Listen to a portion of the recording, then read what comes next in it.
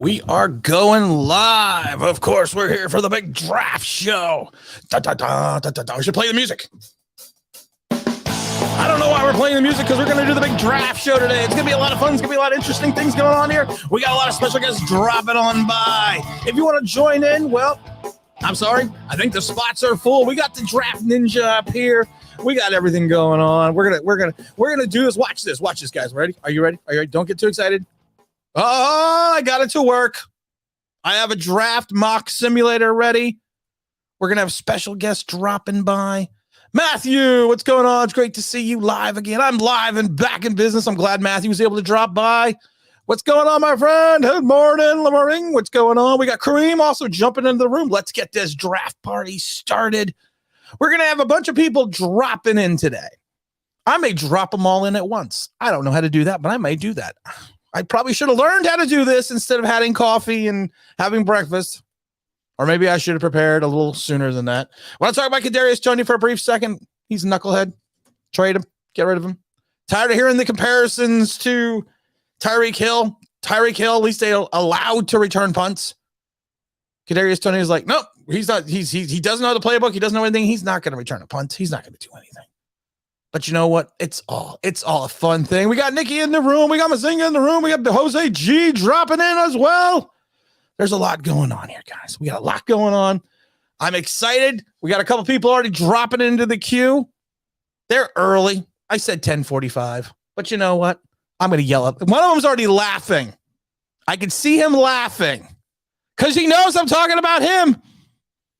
He knows it. What the hell are you laughing about? It's OGR Sports. Well, I was more than happy to sit backstage for the next 15 minutes. 10:45 you were supposed to be here. 10:45, and by my watch, I don't know. I can't tell time. Better early than late, right? I guess. Watch this, man. Emmanuel got up. Emmanuel, you got up. I was watching Emmanuel get up and leave. I'm back. Let me drop Emmanuel back in because I see him leave. Emmanuel's like, shit, man, I had to go to the bathroom. I did. What is this a-hole doing now? Are you guys ready? Do you have your picks? Do you have your picks? You have up to your second round. You have everything else dropping. And we got LJ in the house. LJ doing it well. Kareem says, what does Kareem say? Kareem says, remember to leave your likes at the door. We got the Duke of Funk dropping in. Oh, we got the Duke of Funk pulling into the building. We got Emmanuel. We got OGR. We got the Duke of Funk. And you know who else we have? They're just dropping in because you know what? Outside of me, nobody knows how to tell freaking time. It's Greg in the house as well. Onto this big draft stream. We're trying to fill up this screen because I think it said I can only have 10 people. But screw that. Screw technology. You know it works. Hey, Greg, how's it going? Are you wearing a Detroit Tigers jacket? No, this is a New York old baseball jacket. Oh, okay. Sorry I'm late. I was in traffic. I ran here. I was jumping over hurdles. You're early. 10:45, the email said. Smash the like button. We got now, Greg. Are you ready also with your picks? Yeah, I'm kind of conflicted on my second one, but yeah. Conflicted is good. Confliction is good. Dominic, the Duke of Funk, who coined the phrase draft, baby. Yeah. We'll be hearing out on us at 8:30 Thursday night for the whole draft show.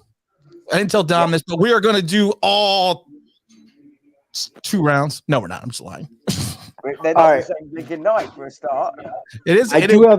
I do have a quick question. Is John Mayer going to pop by the stream to make sure we all agree on 5 and 7? Of course, John Mayer is going to pop. I actually have, and there's only 34 people in the room. I wasn't going to bring this up yet, but OGR, because everyone came freaking early, I wasn't going to bring this up yet. I have a tidbit. I have news. I have a confirmed rumor. This actually goes back to the same gentleman that told me the Giants would not pass on Andrew Thomas. Same guy who told me that. Told me something else. And you know what it is? I'm not going to tell you till Monday because this is the draft show.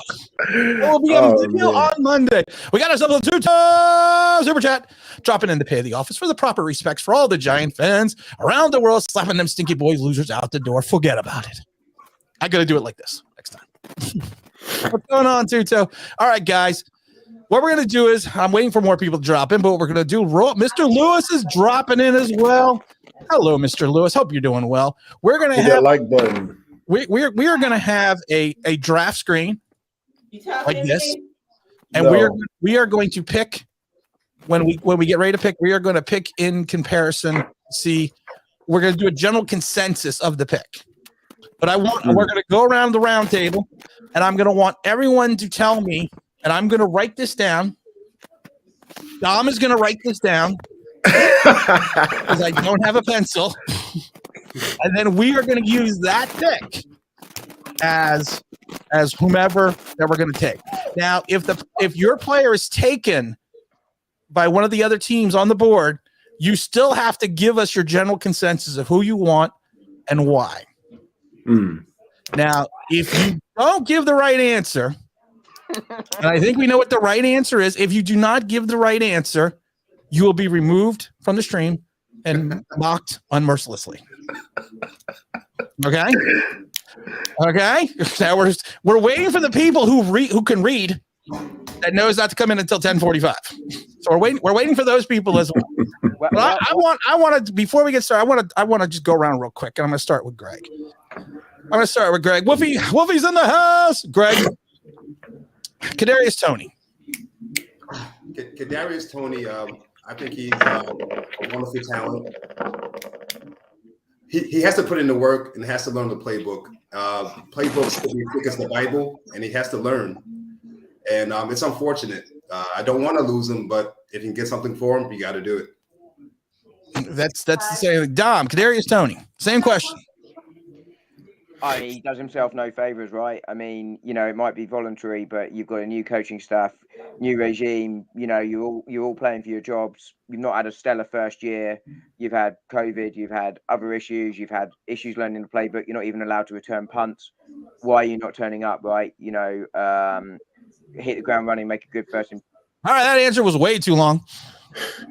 Come on, Dom. We got other people in the room.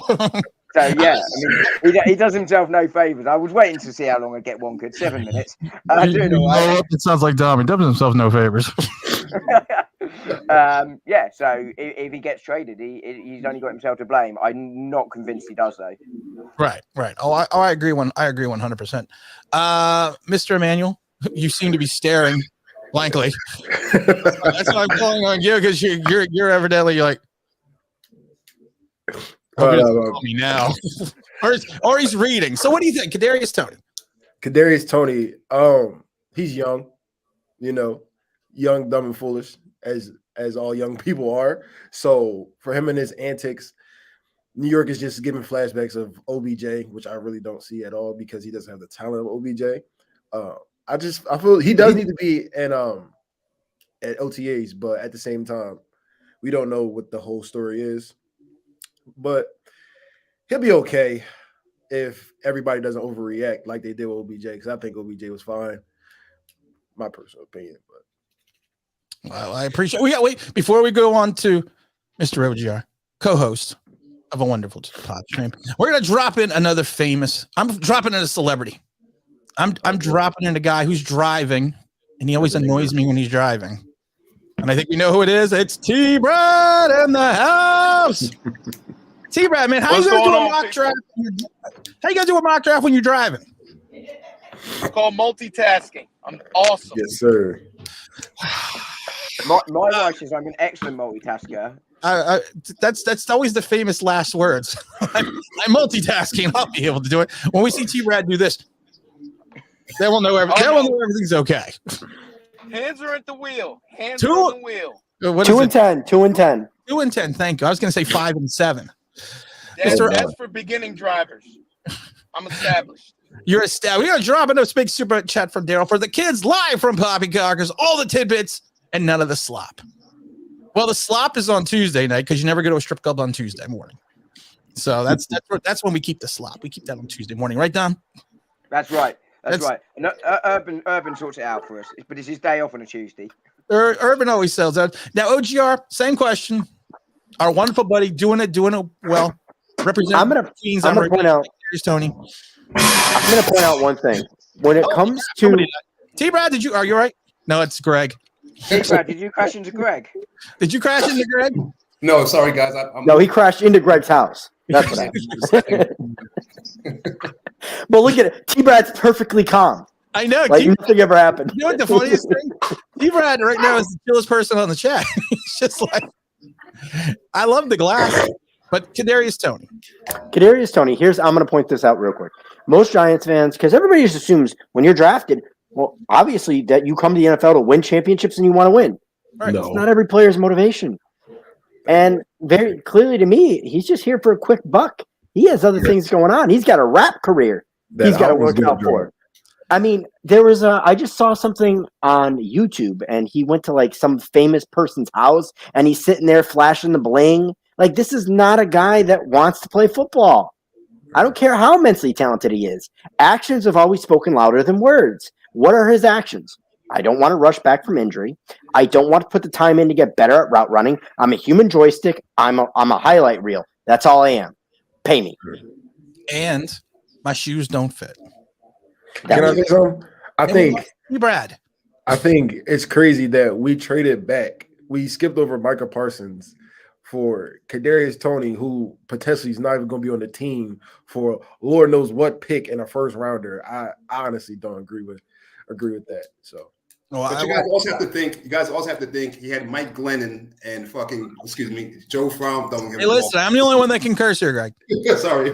Watch your fucking mouth. But yeah, Mike Fromm and Glennon throwing him the ball for half of the season. So I think he'd give his rookie season an incomplete.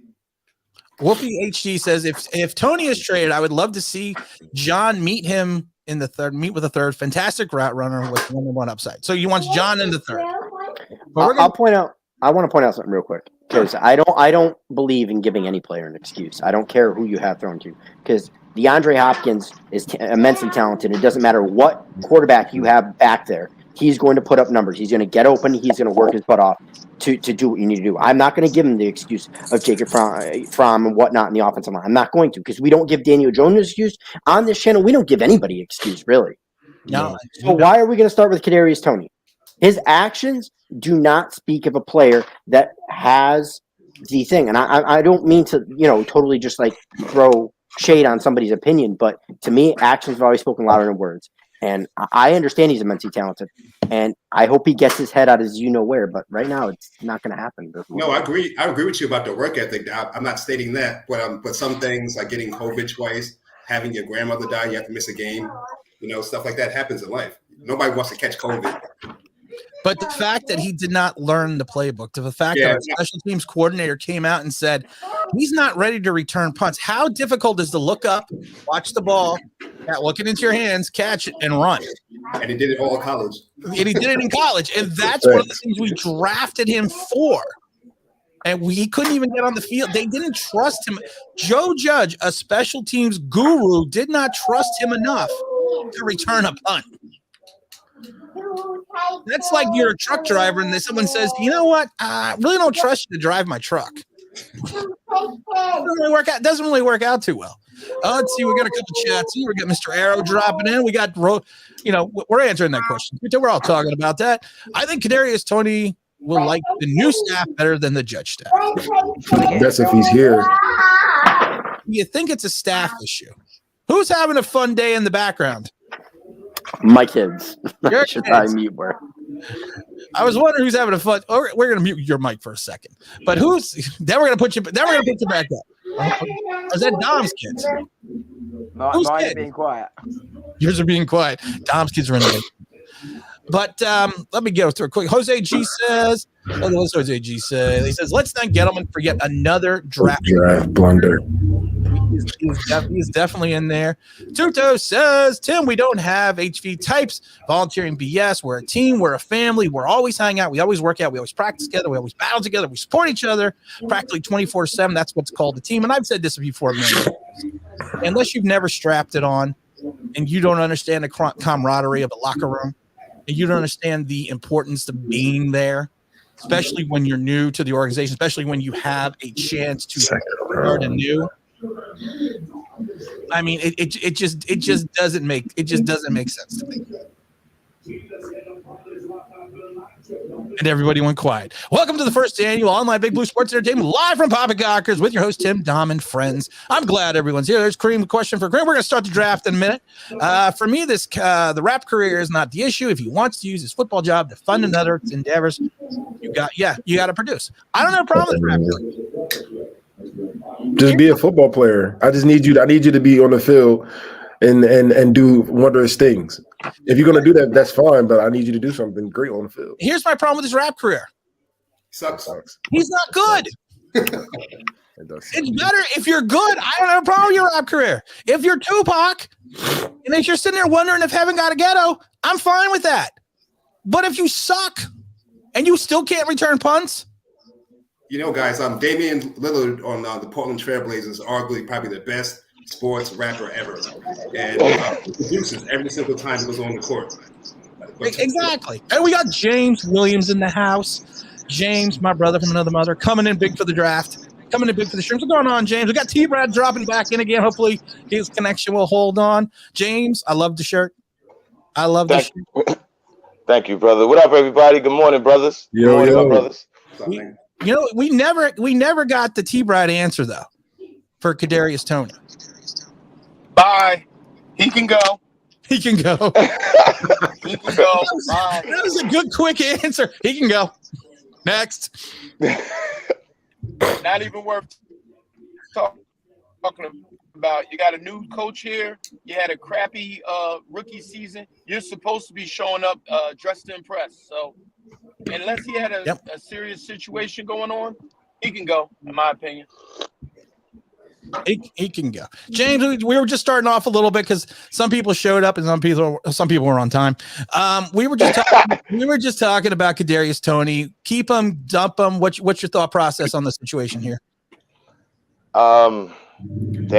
I like what T. Brad just said. I'm a little torn though, because it's like what he showed in that Dallas game, that little flash. It's like we could use that. You know what I'm saying? Like we had flashes.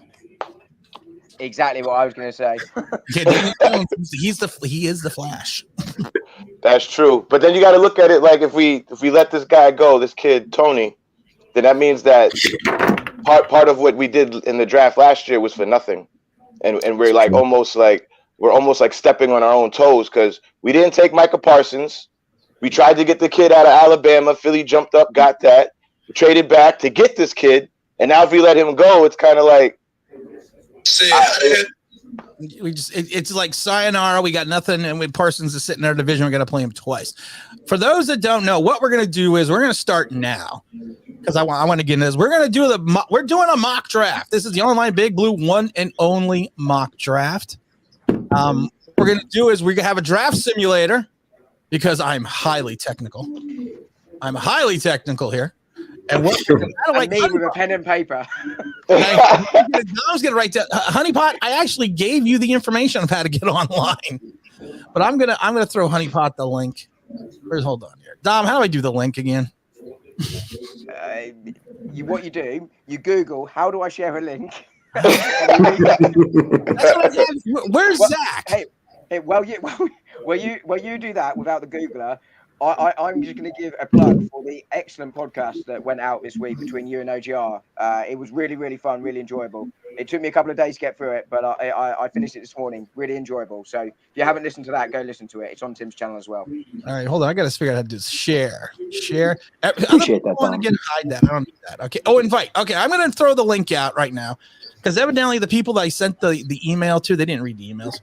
There's the link if you want to drop in. If you want to drop in and drop by. We got we got more room on the screen. I'm trying to do this the right way. All right. So, that's good for me. So what we're going to do is we're going to throw up the draft stream. What we're going to do is we are going to let the computer pick. If your pick is gone before we get to the Giants, I still want you to have a say of who you would have picked and why you would have picked them. So real quick before we start, with the way the screen looks right now, it looks like T. Brad is driving the Malik Willis Express. I think T-Brad is. That's right, Dom. You look like you're in the Malik Willis tunnel because I can't see you. Is there some light? Yeah. Is there light in the UK? Yeah. Is that possible? Yeah. All right, so we're going to share this. How do I do this? Tough. So I just did it this time. Share. Are you ready? Are you ready, James? Yes, sir. All right, here we go. How do we share this? How do we share this?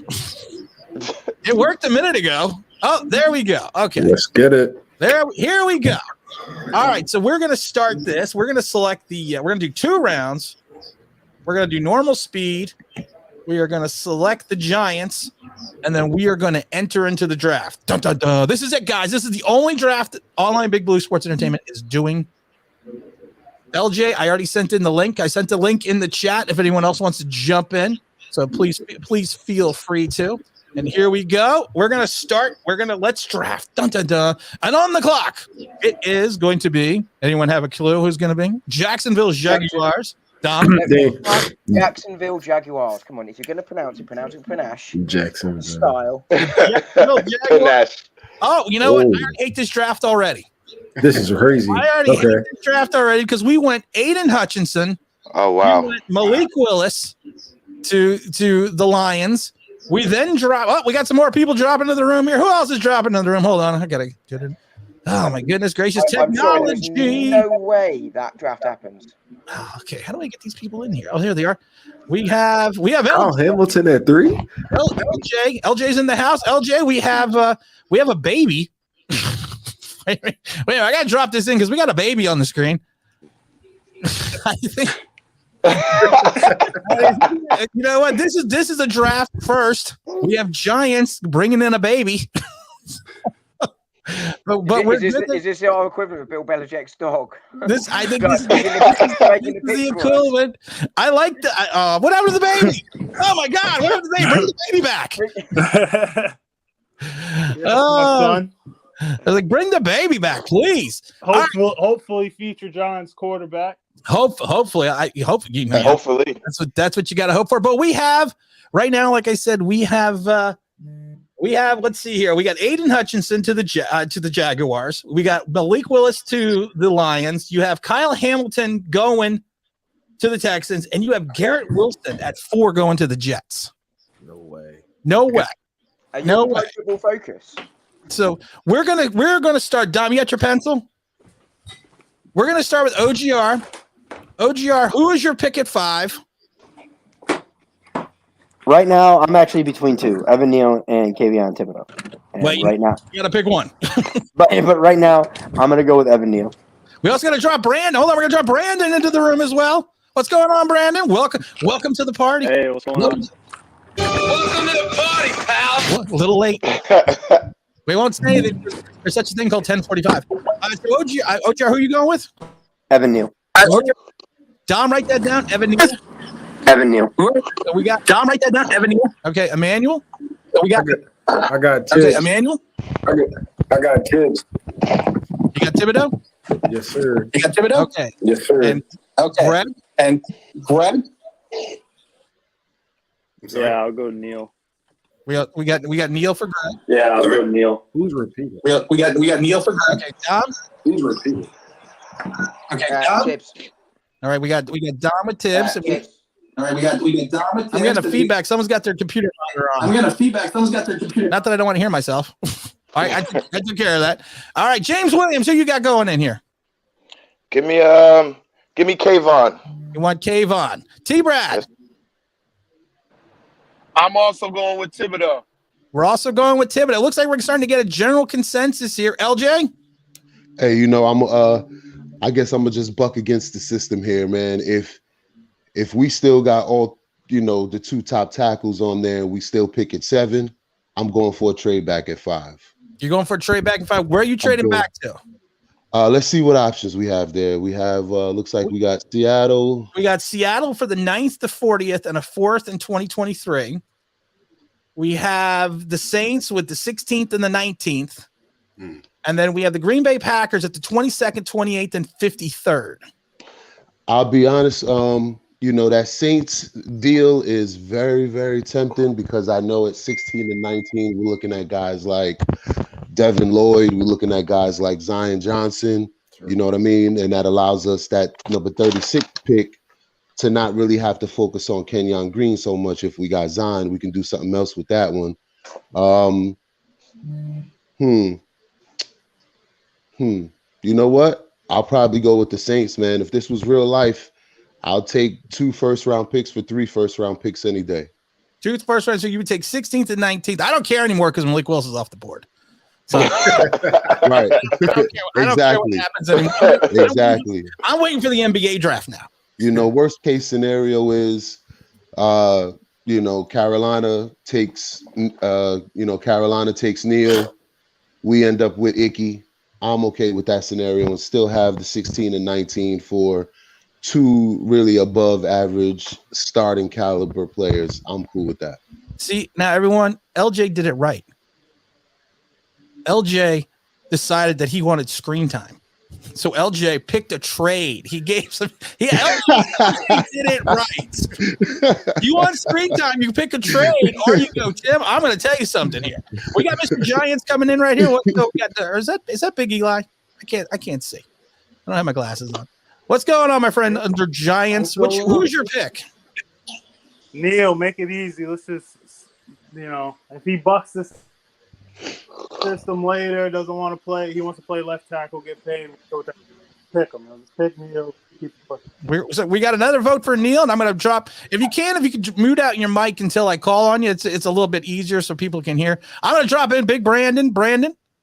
Yeah, Brandon. I mean, Brandon, you've heard all these experts here. You're probably the youngest one in the group. So what is? I mean, outside of Dom, because Dom's, he is his age is done in troll years, so he's only 6. Or Hobbit. I mean, I would have to go with Neil. I don't think you would move Andrew Thomas over. You'd probably want to move Neil over to right tackle because Andrew Thomas has proven that he can play there. So that's what I would do. All right, so Dom, we have the general consensus. Who won, Dom? Wait, you missed my pick. Wait. Oh, Greg, I'm sorry. Greg, I didn't miss your pick. I just didn't want to talk to you. I thought you were Detroit Tigers, Jack. Greg, who is your pick? I apologize. Well, LJ stole my shine. I was going to trade back too. Hey, man, great minds think alike. You can still trade back. You just got to give me a reason why. I'm taking, I like more assets and more ammo. And I'm a guy who likes like the draft in the 2nd round and like the 3rd round. So I'm taking the Seattle pick. So you're going to take 940, 9 to 40th, and then you're going to take the 23-4. And actually, I want their 4th this year. You want the 4th this year? Well, I'm Seattle. You can't have it. I am now I am the general manager of Seattle, and I say, Greg, no, you take it next year. I need to still draft guys as well. Still taking it. You're still taking that trade. You're still taking that pick. Yep. All right. So Dom, what is the general consensus?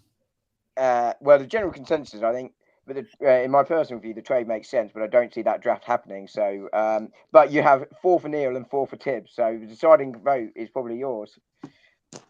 Oh, you have 4 for Neil and 4 for Tibbs? Yeah. Really? Yeah. I have the deciding vote. Yeah. Oh, screw all you guys. I'm going to Ahmad Gardner. Going sauce?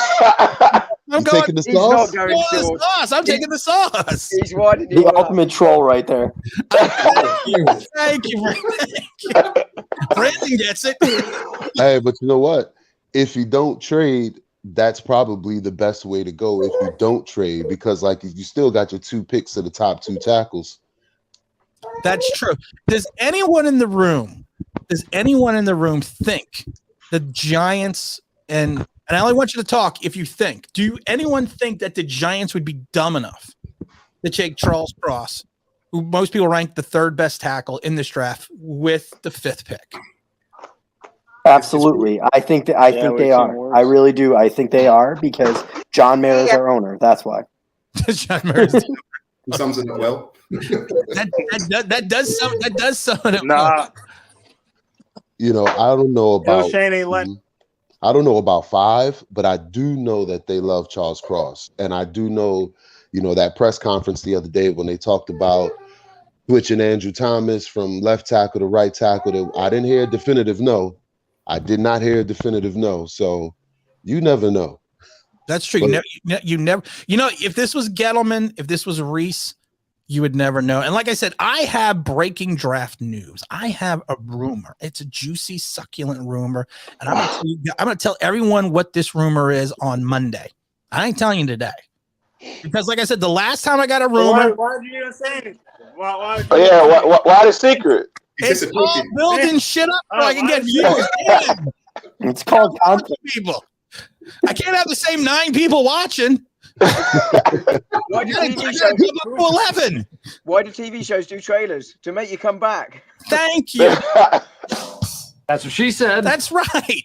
So if I have the pick, I'm going with the consensus. I'm actually with Neil sitting on the board and Malik Willis gone, and I know I'm going to be stuck with Daniel Jones. I'm actually going to go Evan Neal. I know I need a defensive tackle. I know I need a blitzing linebacker. I know I need these things. But if I am stuck with Daniel Jones or the fact that I have to have the OG QB play, you know, I have to go that way in Tyrod Taylor. So, Dom, what's the count? 5-4? 5-4 Neil. 5-4 Neil. So we're going Neil. So the Carolina Panthers next on the clock. They select Ahmad Gardner. Who thinks, just a serious question. I have Stingley ranked 3rd on my big board in reference to. Does anyone think that Stingley is in play at all for the Giants? In either 7 or a trade down. So who wants to go first? He better be. He better be. I don't know if that's a good reason. He better be. I mean, you have the injuries, 10 games in 2 years. There's an issue there. There's a problem there. So does anyone? Oh, T-Brad, you're still sitting there, my friend. Get back in the stream. Where'd you go? I thought I lost. No, I lost T-Brad again. But all right. Hey, they said the same thing about Tyrann Mathieu about smoking weed. Oh, he's smoking weed. Sat out a year. Look at him now. Yeah, but I think more of the issues with Stingley is the fact that he's missed 10 games in 2 years. Yeah, I think that's the biggest. I think that's the biggest issue. I would definitely take Stingley. I like Stingley over Ahmad. Me personally. I love Stingley. Stingley's my guy. Because the money changes a lot. It does. It changes a lot between the top 10 and the beyond that. T-Brad, we can't get you. Where's your picture, T-Brad? I can't see you.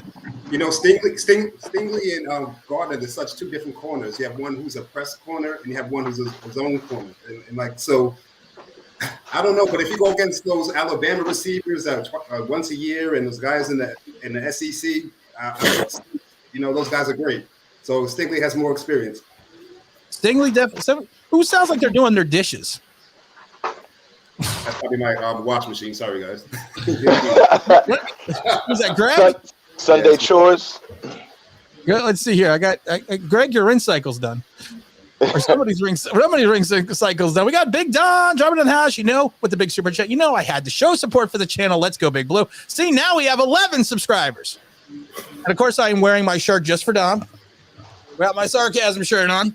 All right, we're gonna go into 7. We're gonna start with the big OGR Sports. You were sitting there at 7. Ahmad Gardner, Neil's off the board. Garrett Wilson's off the board. Kyle Hamilton's gone. Malik Willis is gone. Aiden Hutchinson's there. You're sitting there at 7 OGR. You're the Giants. You're on the clock. I'm drafting Mr. Lloyd. You're drafting Mr. Lloyd. That's okay. Now they don't even have. Now, like I said, these guys, they don't even have them listed on this board, really, Lloyd. So they don't even have him in the top 20. But why are you going Lloyd? I know why you're going Lloyd, but why are you going Lloyd? Because one, we haven't drafted. How many linebackers have we missed out in the first round that we've had an opportunity to draft the last couple of years? You know, linebacker has been a weakness for this team for a long time. It's still a weakness. You could argue, and we're trying to build this attacking style defense, and he's just perfect for it. It just makes too much sense for me. I know a lot of people would say Stingley maybe, but for me, it's Lloyd, and I don't expect to be a part of the consensus of this group. You know, because obviously I see the trade there, and I think it's attractive for a lot of guys in this group to take that trade. But yeah, I think Lloyd. So you think Lloyd? Dom, write that. Right, Dom? Are you writing down Lloyd? Dom? All done. All done. Dom? All right, we're gonna jump around a little here because I'm gonna get trickier. Dom, your turn. You are sitting there. You're sitting there at 7. Who are you going with? Well, I think that there is a possibility that the Giants trade this anyway because of the salary cap. But I think in this scenario, there is a reason to try it if you can and trade back to 9. I don't know if that's going to let you, because I think in the scenario here, you trade back to 9. I think Atlanta should take a tackle or a QB in this scenario potentially, and therefore that you can get Lloyd at 9. But if I stood at 7, I would definitely be taking Lloyd as well.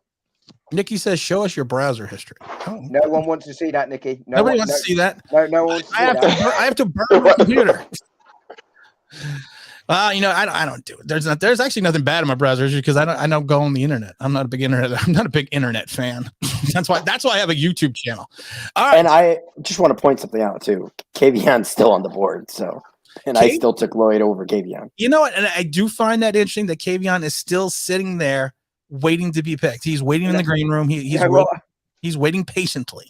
Do you know what? Lloyd is my pick at 7 because Tibbs doesn't make it to 7, right? But in this scenario, I forgot Tibbs was there because he should have gone. I would actually take Tibbs, but I said Lloyd. I'll stay with it, and Lloyd would be my pick at 7. Lloyd would be your pick at 7. I'm gonna put the big screen up here, and I'm gonna work it. I'm gonna work the other way here. I'm gonna reject these trades because I don't want any trades on 7. Because I already lost Malik Willis. James Williams, you've been quiet, and I waited for you to drink something before I could talk to you. You've been quiet. You got Ahmad Gardner gone. You got Neal gone. You got Wilson gone. Hamilton gone. Willis is gone. Hutchinson's gone. Who are you sitting with at 7 right now? Well, I don't want to trade any of our picks. I think we earned them the right way by sucking royally. You know, we need help in pretty much everywhere on the team. So I really don't want to trade out of 5 or 7. I like the Sauce and I like Stingley a lot. But I really don't want to take either one of those guys at 5 and 7 if I'm here. And I know Kayvon is there, but I'm taking Jermaine Johnson. You're taking Jermaine Johnson, really? Taking Jermaine Johnson. We need help in the trenches. You know, football, the war is won in the trenches, offensive, defensive line. And I think at 5 and 7, we need to take one of each just to solidify our core. So I'm taking. You would not take Thibodeau. I'm kind of torn between the two. I've watched film on both. I like Kayvon, but you know your Giants. You know he's got personality issues. He's too aggressive. He doesn't fall into line like everybody else. You know, so okay. You know what? I respect that. You don't really hear a lot of stuff coming out of Jermaine Johnson. Hirsch for real says, "What's good, Tim, and the panel? What's good? You know what? The panel's here. It's a great panel." I've said it before, you know, I've said it a million times. This dancing ain't for everyone, it's just for the sexy people. That's what we got in the room today. So we're going to jump over to Brandon. Brandon, you have Thibodeau sitting there. You have everyone else sitting there. You have an open board. You got Icky still there. Trayvon Walker's there. Stingley's there. George Kalafdis is there. Who are you going with at 7? I would have to go with Thibodeau. I get what people are saying about Stingley and stuff, but I just can't stand to watch another injury-prone player on this team. I mean, we've seen what's happened to Barkley, and I'd rather take the attitude over the injury. So that's who I'd be going with. Oh, I like that. Attitude over the injury. I'm stealing that. Mr. Arrow says, I don't think KT moves well in space. Its coverage ability is subpar. What do you think about that, Brandon? What about KT? Yeah, he doesn't move well in space. I mean, I don't think that's true. Okay, you can have an opinion. I think he moves well in space. It's just like the Giants, when you're under Joe Judge, it's kind of hard to have a team put together that's actually going to perform well. So I'm going to drop everyone back in the room. LJ, You were sitting there, my friend. Let me unmute your mic. I've been muting everyone's mic. Oh, there you go, LJ. I got you, my brother. I'm back. You're back. So you have a big name sitting there. No one's even talking about this too. You got Jordan Davis sitting there, the guy that can run 2.6 in the 40 and jump a mile and a half, because you need that as a defensive tackle. Yeah, right. That's on the top of the list. That's important. Can't he leap up and touch the top of mountains? He can touch the top of mountains. You know what? He's like Superman. He's just. So who are you going? If LJ is sitting on the clock, LJ's in the Giants room, LJ's in the war room. Who are you going with? Be honest with you, man. I think this is Kayvon at 7. You know, he was once the number 1 overall pick by consensus coming into this year. Yep. To get him at 7, I think it's a steal. Oh, I actually have to. I'm not going to give my pick yet, but if I was to give a pick, I would probably agree with that. that you are looking at a potential top 1 overall talent sitting there at 7, but I'm not going to tell who I'm going to take. But we are going to jump into I'm going to help T-Brad out there. I'm going to T-Brad. Come in, T-Brad. T-Brad. Can't hear you, T-Brad. Come in, T-Brad. Still can't hear you, my brother. Still can't. You looking good though. I'm gonna tell you this. You're looking good in the orange, but I can't. Wait, hold on. There we go. Hear me now? Now I can hear. Now I can hear you. There you go. There we go. It's kind of hard to push buttons and drive safely. I already yelled at but I'm a couple minutes away from the house. My internet stuff will fix in a second. But I'm definitely taking. If I took Tibbs at 5, I'm definitely taking him at 7. You're taking Tibbs at 7. Absolutely. I like Tibbs at 7. We got RFD 2008 Anthony. I got to put Anthony into the room here. Oh no, wait a minute. We got too many people on the stream here for a second. We got too many people. Brandon, I'm going to drop you out for a second, so I'm going to bring Anthony in real quick. Can I add Anthony? There you go, Anthony. What's going on? What's up, guys? Welcome to the stream, my friend. What's going on? Not much. Where we're at right now. We are at picking 7. So you have Gardner's off the board, Neal's off the board, Garrett Wilson went to the Jets at 4, Hamilton's at 3, Malik Willis at 2, Aiden Hutchinson at 1. Okay. All right. So Hutchinson. So Tibbs is still available? Tibbs is still available. And Ikono is gone? No, he's still available as well. Who did we take at 5? We took Neal at 5. Okay, then we go Tibbs. Yeah. So we're great. Anthony is going Tibbs. All right. Lloyd is still on the board though.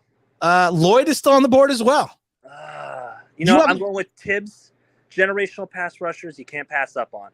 See, I like that. See. I think we might be leaning to where I'm going to be picking, but you don't want to go. I always love this. You don't want to go bookend tackles. Bookend linemen. You don't want to go linemen 2 in a row. Why do we need 3 left tackles? We only have 1 left tackle position. Well, don't worry. Andrew Thomas is going to play tight end. Oh, well, I think he's actually our best option on the roster right now. He at least can block. He can at least do so. Yeah, he can also at least catch the ball. He's going to play wide receiver. Don't worry, he's fine. He got more than most of our wide receivers last year. But we're gonna drop Emmanuel in. Emmanuel. Oops. Who are you going with? 7. I'm going with Thibodeau because of all the wonderful things he does. Because I can't stand to watch his pass rush against atrocious. I can't watch Leonard Williams not get a sack again. But no, he got. You're gonna have to. You're gonna have to. Almost sacked. He's gonna be there. He's gonna be there. So you're gonna go with the pass rusher. Pass rusher. I would have traded back until we went to his 5th. I'd have traded back because I don't see Charles Cross going in the next few picks. So I would have probably traded back to like Seattle because somebody's going to want a quarterback. But since we took Neal at 5, we can go Tibbs, get that bookend pass rusher. The way he acts, his personality doesn't mean anything to me because LT did crack in the 80s. Let's be honest. And he still performed on the field. Not saying that Tibbs is that, but he still can perform in the field. I feel like so. I don't know about the crack thing, but I do think that I do Yeah, think I don't want our players smoking crack. I just want to say that everybody. Right? I'm going to avoid the crack thing. I think that should be an avoidance of that. If they play like LT, they can smoke whatever they want. If they play like LT, the problem is LT went to rehab 3 times and missed half the season. Yeah, LT's got a lot of off the field issues, honestly, and I love him, but that brother's got a lot of issues. All I'm going to say is if you smoke crack, don't get caught. That's all. That's all I'm going to say, because you know what? Do it. Do it not into the season. Gentlemen, which brings me to my next point. Don't smoke crack. All right, we're gonna drop Greg in, and then we got Giants coming in next. Greg, who you got sitting there at 7? So I got 7 and 9 now. You got 7 and 9. Yeah, but we didn't take your trade because we went with the consensus. Okay, I got you. You went to consensus. Don't be a rebel. All right, let's go with Icky because Daniel Jones is not Swifty. You know what? Matthew Cohn says Icky at 7 is a no-brainer. It is interesting that my thought, when you're doing the draft, your thought process kind of changes a little bit. I see Neal at 5, and I do see Icky at sitting there. I see the 2 top tackles, and everyone is right. You don't need another tackle. There's only so many tackles you could put in, plug and play. But then I think to myself, if I grab Icky now, is there trade value later in this draft? And Greg, Giants is like, I believe Giants is agreeing with me. Wait a second. Let's take that back. Let me take that back. I didn't know we were going like that. So we're all agreeing on the same consensus pick. Yeah, we all have to agree on the same consensus pick. Okay. You know what? I'm going with Mr. Wilson. I'm going to get the no. Okay. Jermaine Johnson. All right, another Jermaine Johnson pick. Giants. I see you sitting there outside having a good time. I'm taking. Who are you going with? Swanu. You're taking Icky. He's gonna play hard for a strong 3 years. Saquon's gonna get his life back in order. We're just gonna be killing people on the line. 3 years down the line, just like Laramie Tunsil, we're gonna trade him. Somebody's gonna give us either Neal or him. We'll figure it out. We'll give us 2 first-round picks and probably like who knows what else. Take them. Stop playing, get the line fixed. The line was horrible. For what? 7 years? Every play, every time we ran the ball, it was negative. You might get a pop, negative.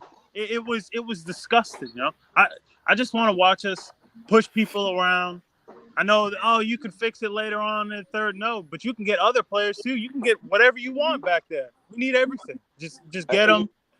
He's going to play hard for 3-4 years, okay? But then he's going to start bucking. He's going to want left tackle money. Then you trade him, just like Orlando Brown. It's just get him. He's a top tackle. The big question is you now have 3 tackles on your roster. Positional value at that point. Are we really going to take 2 tackles in the top 10 over a pass rusher that we need to? We need a pass rusher bad. We need a pass rusher. We do need a pass rusher. But you know what? If you think you can take that, you have that a back reason. then. He's a top 10 talent. Yeah, I have him. Look at Laramie Tunsil. He is a top. They're making memes thanking him. They're thanking him, making memes thanking him, like because they changed. Like they got so much from him. All right, well, we got that. So I think I didn't miss anybody. Dom, Brandon, you keep dropping in and out. We see you there, Brandon, but I can't click you back in here. All right, Dom, what is the general consensus at 7? I'm getting ready for the second round pick because I think that's going to be the best. But Dom, who's your general consensus at 7? It's Tibbs. I think if he's at 7, it wasn't my pick, right? But I said Lloyd, but I just don't see Tibbs getting to 7. But Tibbs is the man, apparently. So what's the count though? What's five for Tibbs, 2 for Lloyd, 2 for Johnson, 1 for Ricky. Okay, so you know what? All right, so let's see this. So we're seeing this. We're going to resume the draft here, and let's see here. We're going to pick. Close that. Okay, when can we get this to pick? Resume draft. I want to resume the damn draft. Oh, technology, isn't it wonderful? Technology is wonderful. Okay, so the Giants took Devin Lloyd. That's a great pick. Great pick. It's my show. I'm going to pick whoever the hell I want to pick. The Giants are taking Devin Lloyd. I only picked Devin Lloyd because I was curious if the Jets would draft or grab Tibbs at 10. And immediately they pulled a Tom Coughlin and they ran up to the count. They ran up and they grabbed Tibbs at 10. I was wanting to see how far Tibbs was going to fall. Kenny Pickett goes to the Eagles. Yikes. But you got Kenny Pickett going to the Eagles. Everyone else saw that. You got Jermaine Johnson went to Baltimore. Is this mock simulator being run by LT? Yeah, I think it's being run by another YouTube channel. Sorry, that came out loud. I said in the private chat, right? I was like, who the hell? Like, you'll get big odds on this draft, like being the first 5 picks being the ones the computer picked, right? But you know what's crazy though? I could see Tibbs falling. I literally could see him falling because, like I said, it could be the Tunsil thing. But Tunsil, of course, had the drug issues. But I could see him dropping down. I could see him not being where he needs to be. And honestly, I see us taking him at 5. Like if the Giants' office, I think they'll take Tibbs at 5. I really do. We're not doing any trades. Trades are too complicated. So we are now sitting here at 36. You don't need to go. You don't need to go who's not on the board and who's off the board at this point in time. I am more curious who everyone is interested in at 36 for the Giants. We're going to start with OGR. Who are you? You were the Giants. The general consensus is we took Neal and we took. I was joking about the Devin Lloyd. We took Neal and we took Thibodeau. So those are you guys that you have in the house. They're already flying to MetLife. They're already waiting for the big party. Who are you now grabbing with the 36 overall pick? The New York Giants select. I'm not sure if he's available. I don't know if he was drafted previously because I'm not seeing his name. Was Ebiketie taken? I didn't see him taken. Yes, he was taken 30th. Oh, he was taken 30th. Okay. So right now, I mean, you ideally go your pass rusher, but for me, I'm drafting the heir apparent and this kid will work hard. This kid's, has good character for what I know. And I'm taking one of my favorite players at Penn State to watch and decent route runner, can actually return punts because he actually did it in college. Someone can return punts? Yeah. I'm going to take Jahan Dotson. Okay. Out of Penn State, wide receiver. That's actually a pretty good pick because we might need a wide receiver. You never know at this point in time. Emmanuel, OGR is going to go with the big wideout. Who are you going with, Emmanuel? You're sitting there. You're sitting there at 36. Don't screw this up, man, because it will only wreck the entire franchise. And I will hold the person. Oh, can I see who's on offense? Could you click to see who's off? No? Okay. No. You should have this all written down. Hold on. There you go. Yeah, no, I like George Pickens. That was my pick. That's why I'm if he was still there. I didn't know if he was still there or not. I like George Pickens? Yeah. Yeah, he's right there, number 59. Yeah.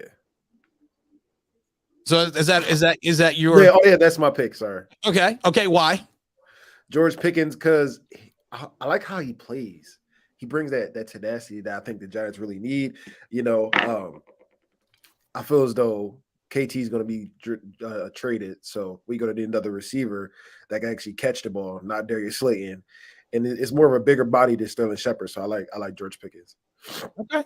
I mean, like I said, I can't say no to that one. We're gonna drop over the Duke of Funk. Draft, baby. Yeah. Come on, Big Dom. Did we take Tibbs at 7? Even though we did take Tibbs at 7. I was just joking with the Devin Lloyd. Yeah, no, I was just checking. That's what we did. What I was going to say is, is Brisker there? Or is he gone? Let's see here. I don't see him on the board. Yeah, I think he's gone. He went to the Bengals. You went to the Bengals. Yes, he went to the Bengals. You went 31st to the Bengals. Yeah. It's not like it's on the screen or anything. And Zion Johnson, presumably he's gone, I would imagine. Nah, he's still there, I think. Zion's still there. So I mean, I wouldn't have taken a tackle if it was me. So I'm going to go Zion Johnson. But ideally, I'd take a safety, having taken a tackle in the first round, if that's what we did. But well, you only have one pick because I know, but I'm going to go with Zion. two. I'm going to go with Zion Johnson as he's there and Brisker's gone. All right, so we're going Zion Johnson. Matthew agrees with that. Matthew showing you some love. Hirsch for real agrees with that. Jose G says Zion Johnson. Then we're getting or Green sitting there. You got Mr. Alvarez saying that we got to get the Riddler. We got to get him. We got to give him Ritter. I know that. Mr. Keyshawn says the same thing. We got to get the Ritter. Okay, Greg, you're sitting there. You're sitting there. The weight of the world is on your shoulders. This team is drafted. Wait, I haven't built you up yet. Shut up. The team has not had fantastic draft choices forever in the second round, really, in the recent history. You need to buck the trend. It's up to you, Greg. I'm about to kill it. The weight of the world of the Giants world is on your shoulders right now. Well, thank you, Tim. I'm about to kill it with a little wild pick here. I'm going to go to the Wisconsin Badgers to take Leo Chanel. He's I like that. He's really productive, and I think he's gonna be a steal. And people are going to wish he took him in the first. Oh, I like that. I like that one. That was a good one. That was out of left field. James, I know you have been preparing all week. You have your pencil. It was diligently swiping. I heard it. I could hear it all the way from where you are. You said you were going to come up with something that was going to be shocking, something that was going to be different, something that no one would ever see coming out of left field. Put me in, coach. I want to play today. Who you going with? Well, I was going to do that, but we have a great panel here, scholars and gentlemen, and my brother who just went took my thunder a little bit because Leo Chanel is who I want because I really wanted Chad. Excuse me if I'm screwing this. Yeah, thank you. But I see the Jets took him. But Chad or Leo, whichever one is there, I like both of those brothers. I looked them up. They're tough. They both have good technique. I think Muma, his athleticism is a little low, but he's supposedly a very smart player, like an on-the-field coach. But if he's gone, I'm taking Leo. So you're going Leo. Mm-hmm. All right, Mr. Giants. Who are you going with? A real Leo. A real Leo. You are going from the outside. You've gone back from the inside. You've had yourself something to smoke. You come back in. You're chilling now. Who are you taking, Giants? Who are you taking? Who are you grabbing? I'm going the Riddler. Why are we going Desmond? You look at his numbers. I mean, what is he? 44-6, right? Yeah. His whole career. Yeah. No injuries. I assume, right? I don't think he had any major injuries. No, no major injuries. No major injuries. He looks good. I watched his pro day. You know, he's sitting there at second. I mean, I like McCreary too, though. I can't lie to you. And Dean, but I'm gonna go the Riddler. He's on my list. I like him. All right, so we have a general. That's actually the first person who went with. It doesn't put Joe Shane on the clock. You know. Well, that's even better. That's that you got to enjoy that even more. Yeah. You know what? That's the first part. I was waiting for someone to actually go the quarterback because I saw the quarterback sitting there too. You also got Dean still sitting there. Got the Linderbaum. The general consensus in the chat has been Zion. Now we're gonna go to LJ because he's doing it well. He represents Queens because he was raised out of Brooklyn. Who are you going with? Who do you got? The weight of the world again. The fate of the Giants. Everything's going on is sitting there waiting for you, LJ. Got to unmute your mic. Hold on. Yeah, we can hear you, LJ. You had your mic muted. We had the mic mute. Mic muted. Sorry about that. I'm kind of agreeing with the chat on the Zion thing, but I know there's quality guards later on. I don't think you can pass up Riddler either, man. For what it's worth, I don't see Daniel Jones being on the roster next year. I don't care what he does this year, to be completely honest with you. I think, you start that clock with the Riddler, you get him in there, you have him a year under the belt, let him get a year of experience under his belt, learn the system. Coming from a winning program, they didn't play slouches. They didn't play St. Mary's Baptist High School. They played some big schools. I'm going with the Riddler. All right, we got two. That's actually interesting because, like I said, I was wondering if someone's going to go with him, and now we got two people going with him. Have you guys watched his tape? Well, I've watched the tape. I am a big Desmond fan. I think he is a lesser version of Malik Willis. This guy has one of the best receivers probably in the draft called Alec Pierce, and this guy does not have the stats because of this quarterback. Like, I don't know what you guys see in this guy, but I respect everybody's opinion. My thing is this: if you watch I've said this a million times before. There's plenty of guys that went to small colleges and went to other colleges who were told that they were built off somebody else who have made more than a name for themselves in the pros. And you know what's the good thing? You know what the interesting thing is, Greg? You can't catch the ball if someone don't throw you the ball. Look at Eli Manning. You could say the opposite. What receiver besides OBJ left Eli Manning and had success in his 14-year career someplace else? None. Zero. So maybe it's the reverse. With Ridder, though, do we think that at NFL level he can go and win you a Super Bowl? Do you think he's good enough? I mean, obviously no one knows, but do we think he could take you there? I don't know yet. I mean, like I said, until he gets his spot in the league. They probably said that about him. Oh, you think he could take you to a national? You think he could take you to the playoffs, national championship? I mean, he got to the college playoffs. Have they ever been there? Not that I can think of. He plays on a loaded Cincinnati team. Their team was loaded last year. I will say that. If you look at this draft, they have a lot of players in this draft. Cincinnati, they had a really good year last year. I mean, I like Desmond, but their team was loaded. That's what scares me about when people say we should wait next year for a quarterback with C.J. Stroud. I'm a big Ohio State guy, but just like Greg said with the receivers, he had two guys, really three guys that were like all-stars on the field for him last year. And is he a product of them or are they a product of him?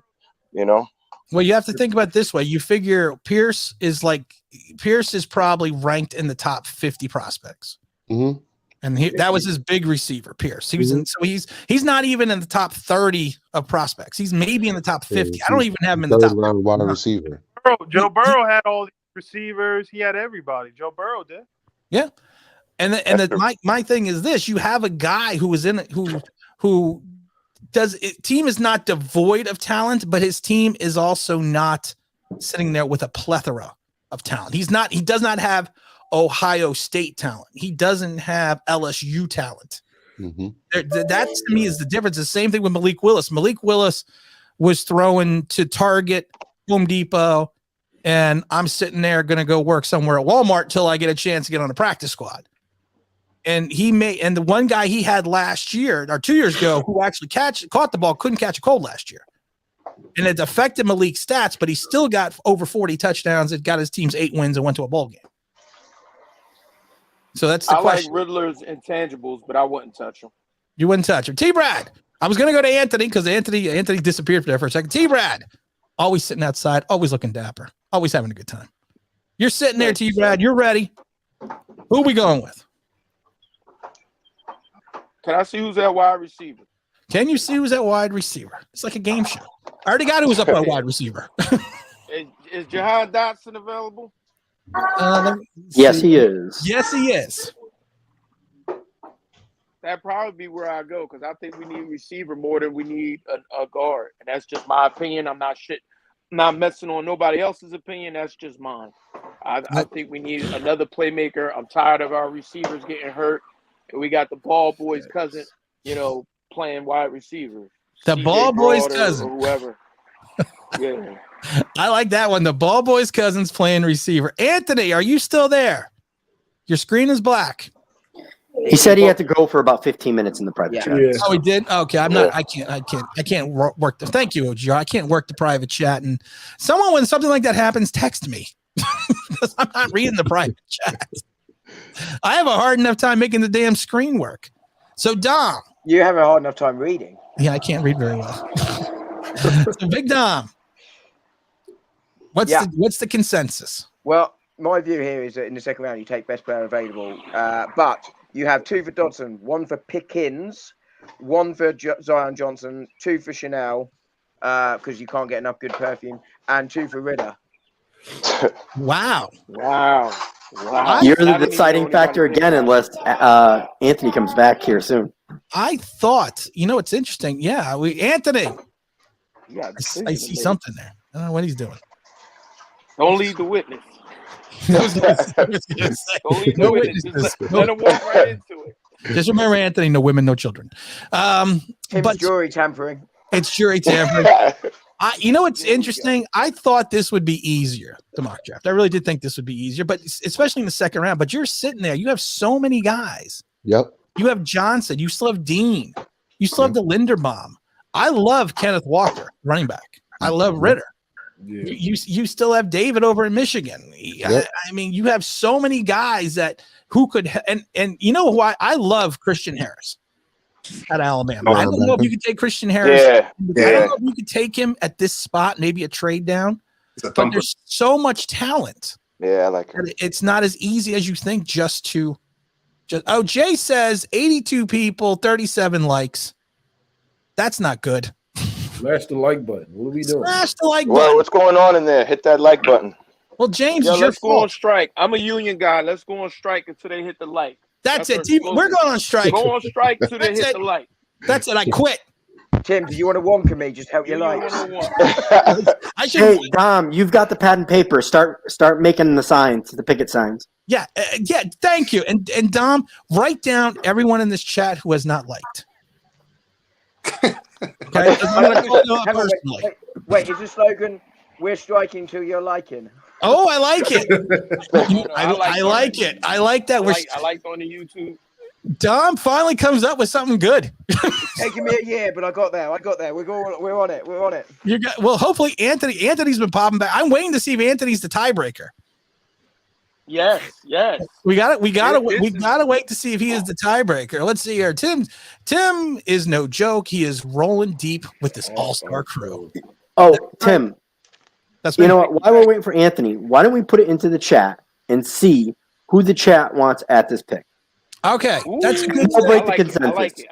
I like this. I don't know how to create a poll. Well, they're listening. Just let him go for like 2 or 3 minutes and see what name pops up the most. Yeah. Let's not complicate Jello. Let's not complicate. I could complicate Jello. Talk about Tony. I'm not gonna lie. I could complicate Jello. Tony thing, man. All right, I'm gonna do this. Validity to that. I'm going to do this. This is what I'm going to do. For all the people that are in the chat and for the 43 people who have liked, I like you. For the ones that haven't, I hate you. I'm sorry. I shouldn't say that out loud. Derek Ramirez, what's going on? He says the Ritter. He said he wants to Ritter. What we're going to do is we're going to give away a T-shirt. It could be any T-shirt you want. It could be it could be an online Big Blue shirt. It could be a Draft Baby shirt. Baby. It could be a Poppycocker shirt. We're gonna give away a shirt. And what we're gonna do is I want you right now, and everyone's already doing it. Pick who you would take. We're gonna do this for the next 2 minutes, and then I'm gonna have T-Brad. What are you drinking? Oh yeah. T-Brad, what are you drinking, my friend? What do you got? And then we got Greg here. I'm a serious gourmet shit. I got this serious gourmet. You got this serious. I actually have that sound effect. I have to just process. Oh, Anthony's back. Hold on, we got to get Anthony. Anthony, are you back? Anthony, we have a tiebreaker here. Hey, what's up? Sorry. We have a tiebreaker here. You have to. You need to decide who this pick is going to be. Who is your guy in the second round for the Giants? Leo Chanel, the linebacker. Whoa. Yeah. Was that Dom? Was that the tiebreaker? Yeah. That was. Yeah. Oh my. But hey, it might go back into a tie if we want to count the chat because I see more Scions than anything else in the chat. I do. I see a lot of Scions. We missed out on Micah Parsons. We're not missing out on Micah Parsons light. There we go. I like that. We're not We're not missing out on Michael Parsons light. You know what? I'm gonna. That. Micah Parsons light. I like that. I'm actually gonna steal that. So don't expect any credit. Of course, I was just joking. I want my own sound effect now. You get the copyright. Who's getting the copyright? You will get the copyright version. I will send you 3.5 cents every time I mention that. That is an interesting So he's the selection, Don, right? That's the general consensus of the panel. If you're ignoring the chat, then we're taking Chanel number 36. I'm actually kind of surprised by that because I wouldn't mind that. I wouldn't mind for that though. But the question is, you still have. I know he still has, but you still have Dean sitting there as well. Dean's got the Achilles. He's got the still injury. have- Do you want to yeah, pay for a half a season miss? And as you said, Achilles is horrible. It's a horrible injury, but it's not as bad as But coming back Chanel- from a knee. And you but also Chanel's have also Christian strong. Harris. You got Christian Harris sitting there as well. And we got another second round pick, don't we? No, No, we have we 2/3. Oh, 2/3. We 2/3. have 2/3. So that is that is an he is ranked on their board on the Pro Football Network 82nd pick. Does anyone who did not agree with him think that this would be a reach? I was thinking of him as a third rounder, not because of the quality of player, just because I haven't seen him go any higher than that. I'm gonna say from the mock drafts that I've seen, I think the earliest I saw was the third round. Yeah. Yes. No way. I'm not disagreeing with the panel. I'm just saying if you go by what the draft prognosticators say, it's a third rounder tops. Can I give my opinion why I would take my pick over that? Sure. Okay. So the reason, and don't get me wrong, I like the player. I wouldn't be pissed off. But No, I wouldn't be ticked, but I think it would be a reach. I would say the reason I want Dawson is because as a wide receiver, I really think he could probably be top 3 out of this class. That's how much I like him. So maybe I'm wrong, but I like him that much. And I feel like the drop off after him, we probably won't be able to get later. Whereas the caliber of linebacker, I might be able to get a Quay Walker. I might be able to get the guy from Alabama. It's a couple of players there that you maybe can get that are on the same tier. So that's why I would probably went Dawson, because I don't think I would have been able to do it the opposite way and get the same type of caliber wide receiver on the other end in the third round, because wide receivers are going to go. That's interesting. I know, obviously I'm with T-Brad on that one because obviously I was the first one to say John Dotson, but that's my defense too. I see, even though Dean has slipped, and I even said on the pod the other day, I mean, Dean is a top 10 pick. You have a top 10 pick sitting there right there, but because of the Achilles, kind of just dropped off a little bit for me. So I'm going to go with Quay Walker, or I think Quay Walker and Christian Harris you can find in the third round at that point. We have 2 third-round picks. You're going to get a quality linebacker. I think it's very clear. I do not trust anybody on this wide receiver core. I'm going to go get a guy at Penn State who didn't play with the best quarterback that was proven. So, but you got to me, that's why I'm going John Dotson. You guys forgot somebody who will be there in the third round. I forgot the Alabama receiver who had I think a meniscus problem. You talk about John Mechie. Yeah, Michi's there too, but Michi's good. Michi's good, but again, another guy coming off some sort of leg injury, so that's why I'm going John. How many people had Zion Johnson? Just me and the chat. Just you in the chat. Oh yeah, I should have said this. Someone should be looking at the chat to see what the general consensus is. No, the consensus about 5 minutes ago was Zion. Zion is definitely with the chat. I see a lot of Zion. I mean, you said Christian Harris, but you never said your pick. So technically, you could be the tiebreaker here. Oh, that's right. I technically could be the tiebreaker. And Mark Thompson is in the room. And it is your show, so you get to slam the gavel. I get to slam the gavel. I like this. I have the power. Wait a minute, I do have the power. That phrase, trademark, not to use that tradition, Ricky Bobby. And I evidently didn't label the soundboard. Right, I didn't give a pick. Who's shocked? Wait a minute. You're Nick. There we go. All right, because OGR reminded me I had the power. Screw all you guys. I'm going Kenneth Walker. No, I'm just joking. I was actually laughing, saying earlier there is so many. This second round to me is going to be difficult for the Giants because there is so much talent just looking at this, and I'm actually going to go a different way, and I'm actually going the Jalen Smith route. what the Dallas Jabo? Cowboys go it. I'm going to go Dean. I am going to go with a guy who, as Dom said, is a top 5 talent. The Achilles injury, you're at an ACL, and I could show everyone my MRIs again. The ACL, you're looking at 12 to be back to where you were, you're looking at maybe 12 to 18 months. An Achilles, which is a reattachment of a ligament because it's a repetitive stress injury, you're basically, when you repair that, you don't see many players this early in their career have an Achilles injury. Talking about Dean or Reoccurring Jabo? Achilles injury. Oh, Jabo. I'm sorry. I was looking at Dean, but I'm going to Jabo. I'm going to Jabo. I'm sorry. I said Dean. I know I was looking at Dean for a second there because I could, but I'm going to go with the top 5 talent. I have a question. I think if he wouldn't have gotten hurt, I think you're looking at him going in the top 10. He would have tested well. Do you think that he really is a top 10 talent? Or I think he's a top 10. If he didn't get hurt, I think he's a top 10 talent.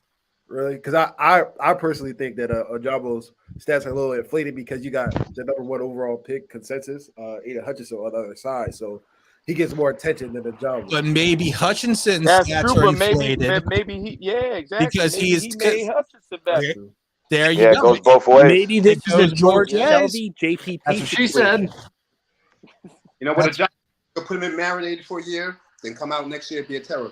Listen, I'm going to suck in 2022. I'm going to suck. I know this. I can get a first-round talent in the second round. Let him sit. He'll still come back and play this year. It's not like Jalen Smith, who shredded his knee and had to sit out. He will still come back in 6 to 8 months. And like I said, how many times have you seen an Achilles injury in a young player reoccur? Now, if it's a knee injury, I'm a little bit leery doing it because of the fact that knees are so tricky. You don't know. You have no idea if you're ever going to come back or what you're going to come back. But I've said this before with the Giants. You got to take a big swing. You can't just sit there. You got to do something big. You got to do something bold. You have to make a statement. And I think that would be a huge statement. So I agree with you, Tim, but why I like Chanel more than Dean, no injury. You can have a full year of assessing. Is this Chanel guy going to be working with our defense? Is he that fixing of our defense? We get the rusher and the linebacker, just like how you wanted Tibbs and Lloyd. You know, you get a Chanel and Tibbs for a whole year. You can see, is this the legit? Have we fixed our linebacking core? Have we fixed our pass rush? If you're only getting, what's his name? The other guy, Achilles guy. If you're only getting him for a month, you're not really sure because, as you mentioned with Sterling Shepard and with other guys, when you come back from injury, it can take a while to feel like yourself. So it's still a question mark. And I'm going to interrupt you for 1 second, though. I'm going to drop the mic on this. I'm going to say 2 words. Xavier McKinney. And evidently the bike drops.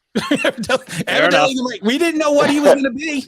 We took him in the second round. We didn't know he got hurt. Of course, he didn't get hurt, before he came out, but we didn't know what he was going to be. We saw a glimpse of him for 3-4 games at the end of the season. He started showing talent, but there was that first round talent sitting there in the bank because 2022 is a wash. We win 4 games. I'm going to be shocked. I'm building like the Dable and the Shane said, we are building for the future. I think this year it's about getting the right player to the right talent to take you forward. I think you could have 3 top 5 picks in terms of talent with your first 3 picks and still not be a very good team this year. It's about accumulating the talent to take you forward and taking the best players available for me. And I cannot reach with those top 3 picks, in my view. You have to take nailed on talent that that provides the value of those, and I don't think you can reach. And for me, Chanel is a reach. And I'm going to have another. I take that. I'm going to have another mic drop moment. Guy that actually returned this year from an Achilles injury and worked his way back to play in the Super Bowl and played well. Yep. Cam Akers. Yep. Oh yeah, that's yeah. I didn't even think about that. I was non-Giant related, so I didn't even think about that. There's other teams in the league. I thought there was the Giants and the Eagles. But I actually want to do a quick consensus of the panel. Just name the guy. Doesn't matter. if we were to go running back, and I think it is a possibility in the second, especially in the third, the two guys are left on the board, which are arguably the two best running backs, in my personal opinion, in this class. Feel free to disagree, but I want to get the consensus of the panel. Brees or Kenneth, if you had a choice. Kenneth. Oh, I don't think they're the two best running backs, to be honest. I mean, hey, you again, feel free to disagree, but right now, let's say those two guys were available, if you want to name your guy, whatever, but if you had Brees or Kenneth, which one would you pick? And then if you want to name your guy, whatever. Kenneth. All right. I like Brees. To be honest, I haven't been looking Like too much Kenneth? into running backs because I'm more concerned with the line and the defense. And with a good line, you could put almost any one of us in there and we can get 500 yards rushing. Just look at the holes Ezekiel Elliott had. You could drive a dump truck through them, and everyone's going on as if it was the greatest thing since sliced bread as far as running backs go. I reckon I could get a lot of yards on the Giants team because all those tackles they're going to be missing me. They're going to be up here, and I'll be running underneath. And Are you wiry? What was our consensus second round? I dropped off. What was our consensus? Not second round pick, but well, the consensus is Chanel. Pick at 7. The consensus is Chanel, but we ended up going with Tim's pick. He said at 7. It was Thibodeau. It's Thibodeau, yeah. Thibodeau was at 7. All right, so when And real- D line, yeah. Oh wait, we got Mark Thompson. I thought Mark Thompson drops into the stream. Mark Thompson from Barbados. Mark, you're late, but that's okay. We all the time. It's all in good time. We are debating. First of all, I'm going running back before I talk to Mark, I'm going Isaiah Spiller. Yeah, really. That's why I'm going 6'1", 225 pounds. Texas A&M guy, 2,370 yards from the line of scrimmage. He's a short yardage guy. He's a dangerous threat out of the backfield. If you want someone that's going to be the second hammer of Thor to Saquon Barkley, this is going to be the kid. Finally, somebody says something that I've been feeling forever, that we need a short yardage back, yet we never grab one. We never. The reason I didn't say Spiller is because I know he's gonna. I have a strong feeling he's dropping to the third, anyways. Right. So, but if we're in the third, I'm taking Spiller 100%. If he's sitting there, it reminds me of not size because he's not as big, but of Brandon Jacobs. I mean, I just don't think I can't see us taking a running back, and I wouldn't take a running back in the second. I think with one, if you're taking it, then it's the third. But I think there's a tight end need is probably greater in the third than running back still. Don't forget, you still have two picks. We got 2/3. Yeah. One of them has to be tight end in the third for me. The other one, absolutely. And I think. Mark, I'd probably go McBride and Spiller if I could. Hold on one second, Mark. Is it your birthday? It is my birthday. Yeah. Happy birthday to you. Does anyone know the fucking song? Yeah, well, no, we know the song. I was just hoping that it was already on the soundboard. Happy birthday, bro. Happy birthday, bro. Happy birthday to you. And evidently, like in London in the UK, there's no lights in Barbados. Sorry, say it again. No, you're very. It looks like you're sitting in a dark room. Yeah, sorry. I realized just now. I know there's sunshine in Barbados. I've seen it. Hi guys, how are you guys doing? We're doing good. We've already dropped our picks. We took Neil at 5 and we took Kayvon Thibodeau at 7. Since you missed out on the fun, who was your 5th and who was your 7th pick? No, those sound like good picks. I mean, I would go with if Ekwonu was available, I would go with him. But if Neil is good, either Neil or Ekwonu is good. And in terms of the 7th pick, Thibodeau, I'm fine with Thibodeau. I really like him. I'm not sure why all the negative talk about him. And the Gardner, if he was available, I'm okay with him too. I know you don't like Jermaine Johnson that much, but I really like him. I have to admit, I like him a lot. And you notice I haven't mentioned Trayvon Walker because he could turn out to be great, but right now, if I'm picking that high, I want to know that you've done the job. Right. Yeah. So that's and you could have got Wonka for that one, for taking Wonka. I've been looking to Wonka somebody all day because Dom hasn't said anything. We're gonna give away a T-shirt. And I said we're going to give away a T-shirt to someone with the general consensus pick, and I'm just going to scroll around here, and I'm just going to scroll up and down, and we're going to just move this, and we're going to do this, and we're going to do it like whatever it's called, like a game show. So, Alan Howard, you've won a T-shirt.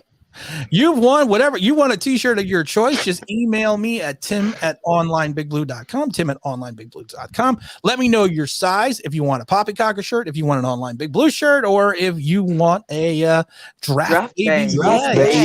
Yeah. Make sure you drop that in. We're gonna give away another shirt right now. OGR had the last question, which was a good question. Who's got a question that we could put out to the panel? Or put out to the chat. I don't know how many likes we have, so I don't know if I want to give away another shirt now because I don't even know where we are likewise. But who's got a question? Who's got a good question that we could ask the panel so we could take a general consensus of? Anyone got a good question? I don't know. I'll ask a question. I don't know if it's a good one, but we'll see. Because it's my birthday, it's going to be good, of course. Okay. All right. I agree with that. Do you think safety is actually a bigger need than corner?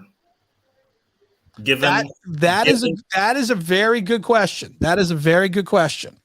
And we're going to ask this to the panel. We're going to start with OGR because he's on the top, but we are going to ask this to the chat, and whoever is in the chat and you answer this question, now are you talking Mark for the Giants or just in general for the position?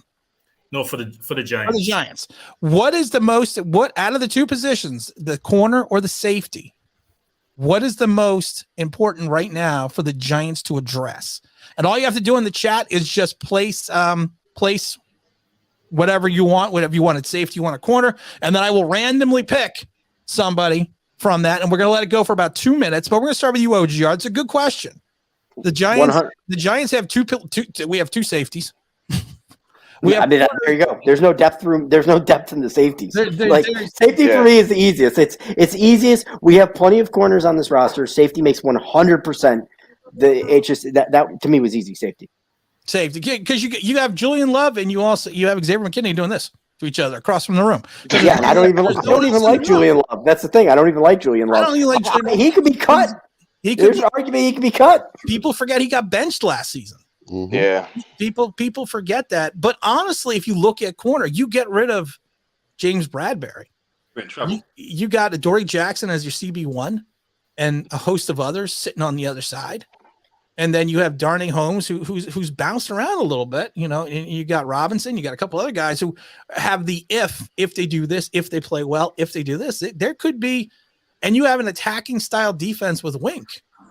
That's why I think the safety is so much more important because really, to me, you have one safety, and that's Xavier McKinney. And what are you going to? You're just going to run single high safety the whole season? Yeah. Right. I mean, that's a good point. Emmanuel, I say corner. Okay. Because, like you said, that this wing is going to be an attacking style defense, and we're going to need two bookend corners. If you look at the Ravens, they had two bookend corners. They had Marlon Humphrey and Marcus Peters before they both got injured. Those were bookend corners for their outside. And then safety, I don't remember. I remember Deshaun Elliott. I remember him being there. Earl Thomas was there. They even had a guy named Chuck Clark. And see, now Chuck Clark is good. He's decent, but he's not the best safety. So I feel as though if we get another bookend corner, we'll be fine with, I guess Julian Love at the other safety position while Xavier McKinney is playing that high safety. So I say corner. Okay, Dom?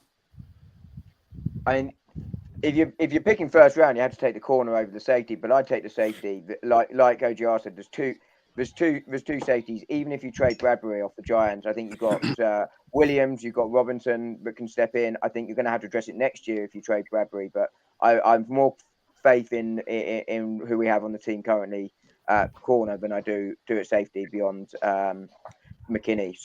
So safety for me all day long. And I think you could probably bring, even if you brought back Isaac Yiadom to help provide you some depth, like not going to cost you the world. Oh my goodness! I mean, you said Yiadom. I mean, it's not ideal, right? You don't want him anywhere near the team. Okay, Dom really had an accident. Something happened to Dom. I don't know. I don't know what happened to Dom. You drop an Isaac Yiadom reference in the middle of a draft chat. I mean, You are now, you look at the screen, Dom. You are now at the bottom of the screen. Yeah, I had to. You said you wanted to Wonka someone. I had to give you the chance. I knew Yiadom would do it. I mean, obviously you don't want Yiadom, but safety. It has to be safety. There's one safety on this team, right? Two if you include Love, but it has to be safety. Greg, who are you going with? I think your safety is your middle outfielder and your cornerback is your shortstop. But then again, the question should be who has who had more success in the first year, because the cornerback learning curve is so hard. Yeah, good point. And so that's a great point, because the learning curve is just, in some ways just as bad as a quarterback. Yeah. Yeah. So if I were to draft, I would go with a safety. You were going safety. So then we have to go to because he's always doing something. He's always drinking something. He's always smoking something. And you want to know why with the T, Brad? He's always there. God damn, Jimmy. That's some serious gourmet shit. Hell yeah. That's what I'm talking about. That was a good one. I told you I'd take care of you. There we go. That's a good one. I told you I got the more. sound That was a good one. So who we going with? I'm actually, safety is a bigger need because of the depth at position is a bigger need, but I'm still drafting the corner first just due to the talent. Like, if we took a safety if we took Hamilton at 7, I'd be like, damn. But if we took Sauce at 7, I'd be like, yeah. So I think the talent at corner is more of a need due to the system. Yep. Okay. I can see that. Anthony, who you going with? Corner or safety? Just one of the same. Get the honey-do list done.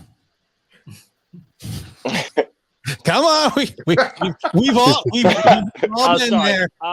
We've all been there. Outside, unless you're going with Stingley, or Booth, I don't see any cornerback that's high quality enough to be starting like man-to-man coverage in the NFL. I would rather feel safer going with a safety, because safeties are generally a little bit more physical, and Wink's system likes physical, strong corners and defensive backs. So I feel like a safety would be a little bit higher priority.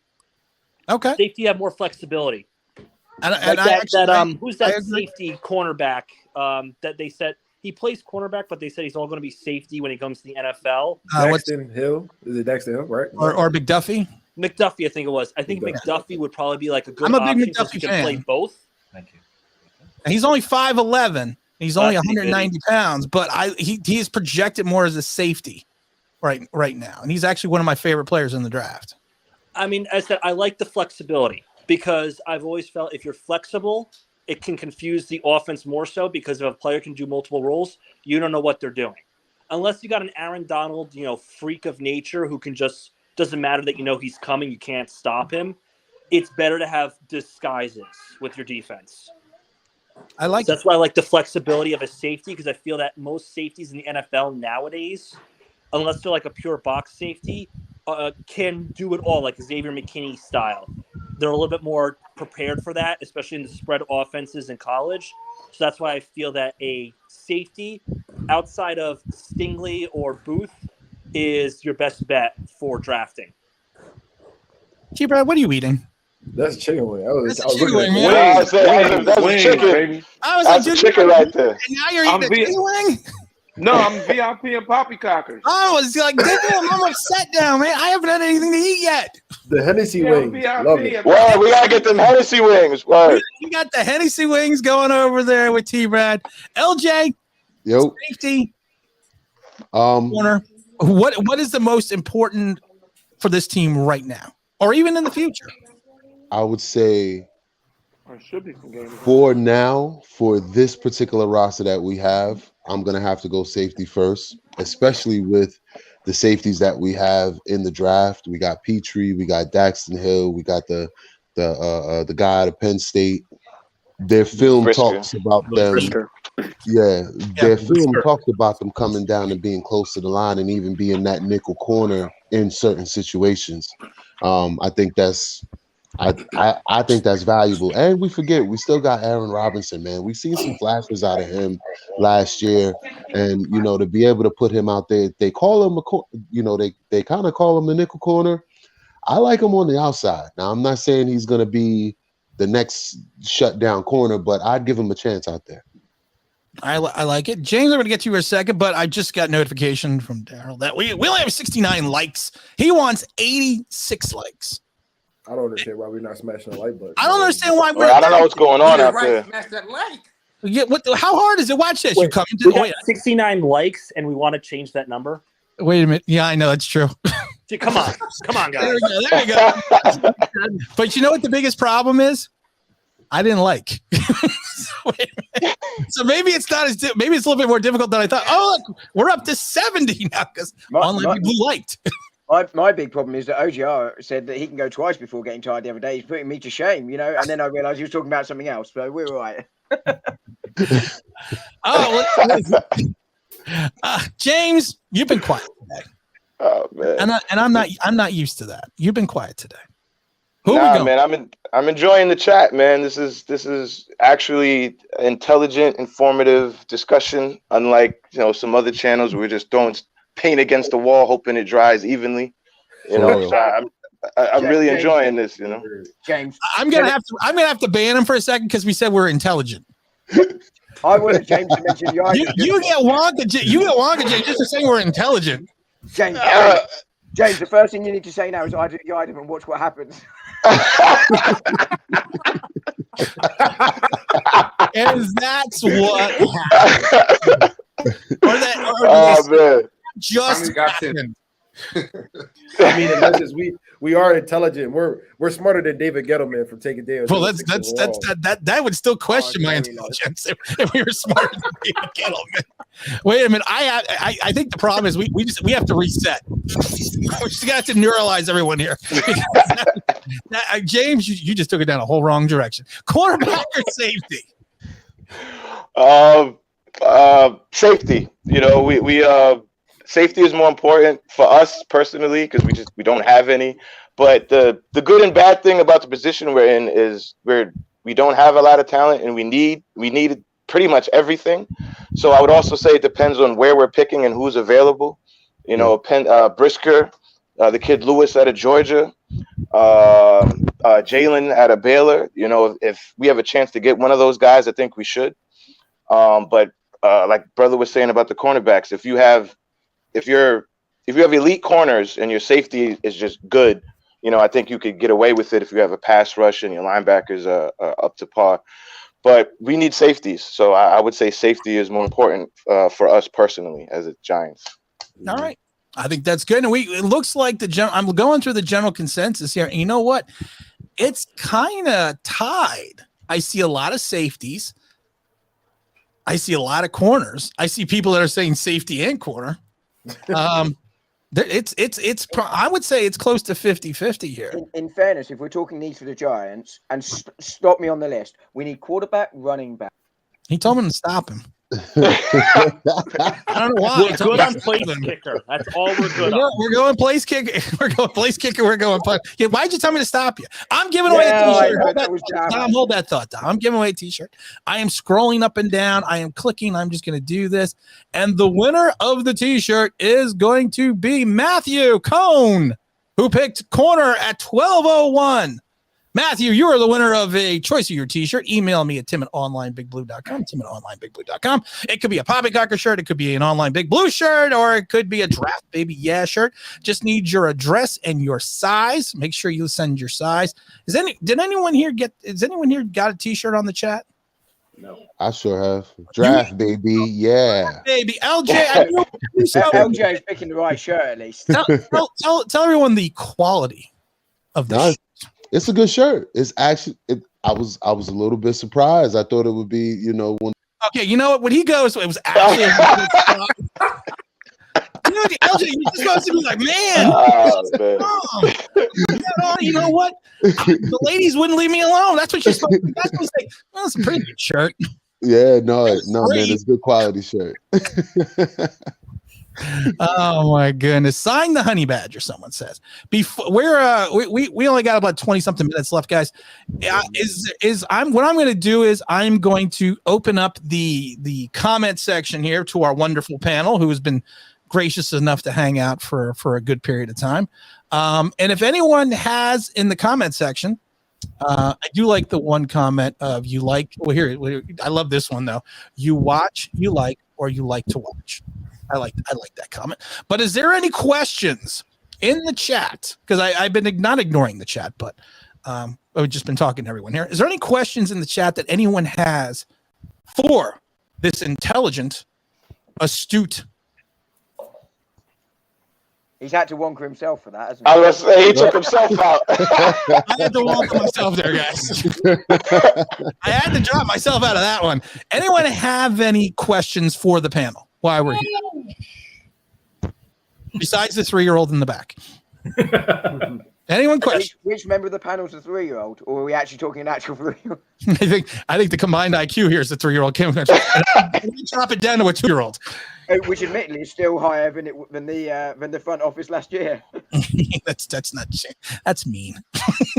That's mean. Anthony, do you have something? Yeah, I just gotta.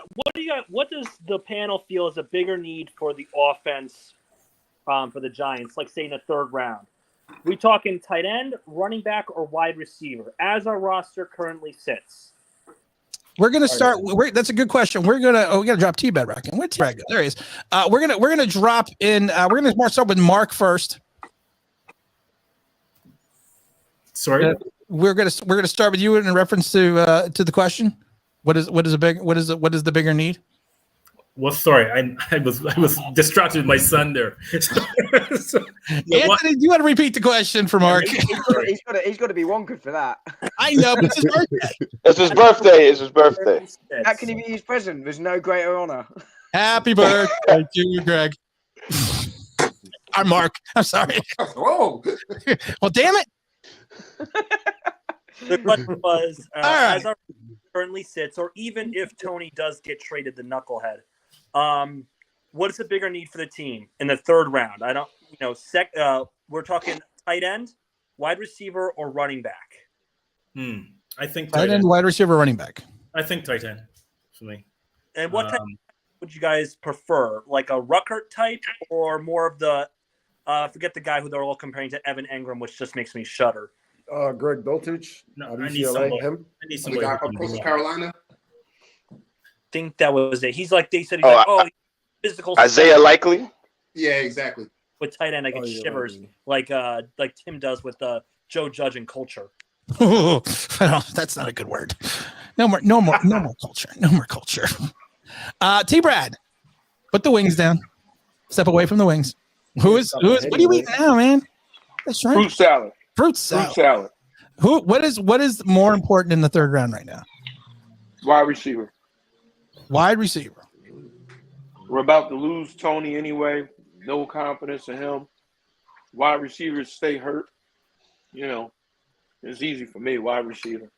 LJ? If we picked up that wide receiver with 36, if we picked up Dotson, then I'm going in the exact order that my guy said it: tight end, wide receiver, running back, in that order. Dom.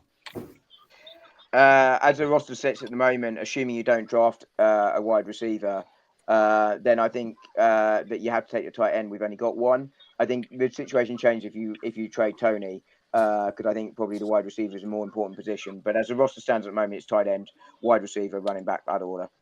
James? If we don't trade Tony, and I'm hoping we don't, honestly, one thing I want to say is I love what OGR and T-Brad said before about the Dotson pick, but one thing real quick is I want to know that our coaches can actually develop our players. I think that's something over the last 5-7 years we haven't done very well of. And if you look at our roster, how many guys have we drafted and then they're on other teams producing, even in our own division? Like we paying a guy $70 million that didn't catch a touchdown. We traded back to get this guy Tony. He didn't have a touchdown. So I want to know that the coaches and the guys we brought in with in all fairness, we paid him $72 million. Oh, sorry, two plus for him to sit on the sideline with fake rib injuries. But I want to know that our coaches, especially Dabo and these guys we're bringing in, can actually do their job. You know, you should be able to coach up Tony. You should be able to smack that mic out his hand and pull his behind on the field. You know, you should be able to get something out of Kenny Galladay. So I think running back, given the Giants, like we're the New York Giants, you know, earth, wind, and fire, power running, you know, cold, snow, rain. We need a guy to complement Barkley. You know, if Barkley comes back healthy, hopefully he'll be dynamic, but he's not the guy on short yardage. How many times on 3rd and 2, 2nd and 3 did we see Devontae Booker run up in the hole just to disappear and get pushed back? So I would say a big bruising running back. You know, we need to get back to basics, get back to Giant football. I like that. Back to basics. Emmanuel. I say running back. So purposely because when we were good, we always had 2 good running backs. We had Ahmad Bradshaw and Brandon Jacobs. That's what I grew up on. You know, and granted, we might not even bring Saquon Barkley back next year. Like this is his last year potentially. So after that we have nobody in that room besides these Bill players that's probably gonna be going after a year anyway. So I say running back. Okay. Greg, are you there? 1 second. Well, we'll just let the stream end till Greg. Yeah, gets no, here. I'm here. It was going great for 1 hour and 44 minutes. Now you just farked it up. No, I'm here. What are you going with the 3rd round? The 3rd round. Third round. What do you think is the biggest glaring need? I would be tempted at actually number where are we 7 to take even the wide receiver from Alabama, but I know you can find wide receivers late in the draft. I would say tight end. No. I would go running back, tight end, wide receiver. This is a good question from Daryl in the chat. I like this question. Will 2022 be the end of fix the O-line talk? Nope. No. And we're gonna until we get our quarterback. I would say we're gonna jump into James real quick. Is it gonna be? Are we gonna still be another season of fix the tight end? I mean we need to fix the tight end too. Just to be frank, I mean the O-line. Yes, we need to fix the O-line, but if we upgrade the quarterback position, the O-line will look a lot better.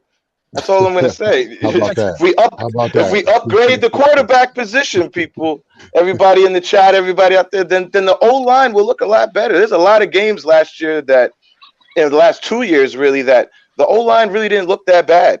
If you remember that Monday night game against Tampa Bay Bucks 2 years ago against Brady, we should have won that game. The O-line, there's been times where they've looked horrible, but they haven't been as bad as people really making it out to be. So if we can get upgrade the quarterback position, you know, the most important position on the field, then I think the O-line will begin to take shape as we pick up some other pieces. So I think this should be the last year we talk about this, especially if we get Iquanu or Neal or somebody, and then later on maybe pick up Cross later in the draft or even a Linderbaum or somebody. But this should be the last year where I hear this you know, if we fix the O-line, then he'll look like Bart Starr, you know. So Bart Starr, I thought I was the old one. What about Charlie Connolly? We want to go back to the 40s. Dom, I know you got to check out. I know you're going to be checking out shortly.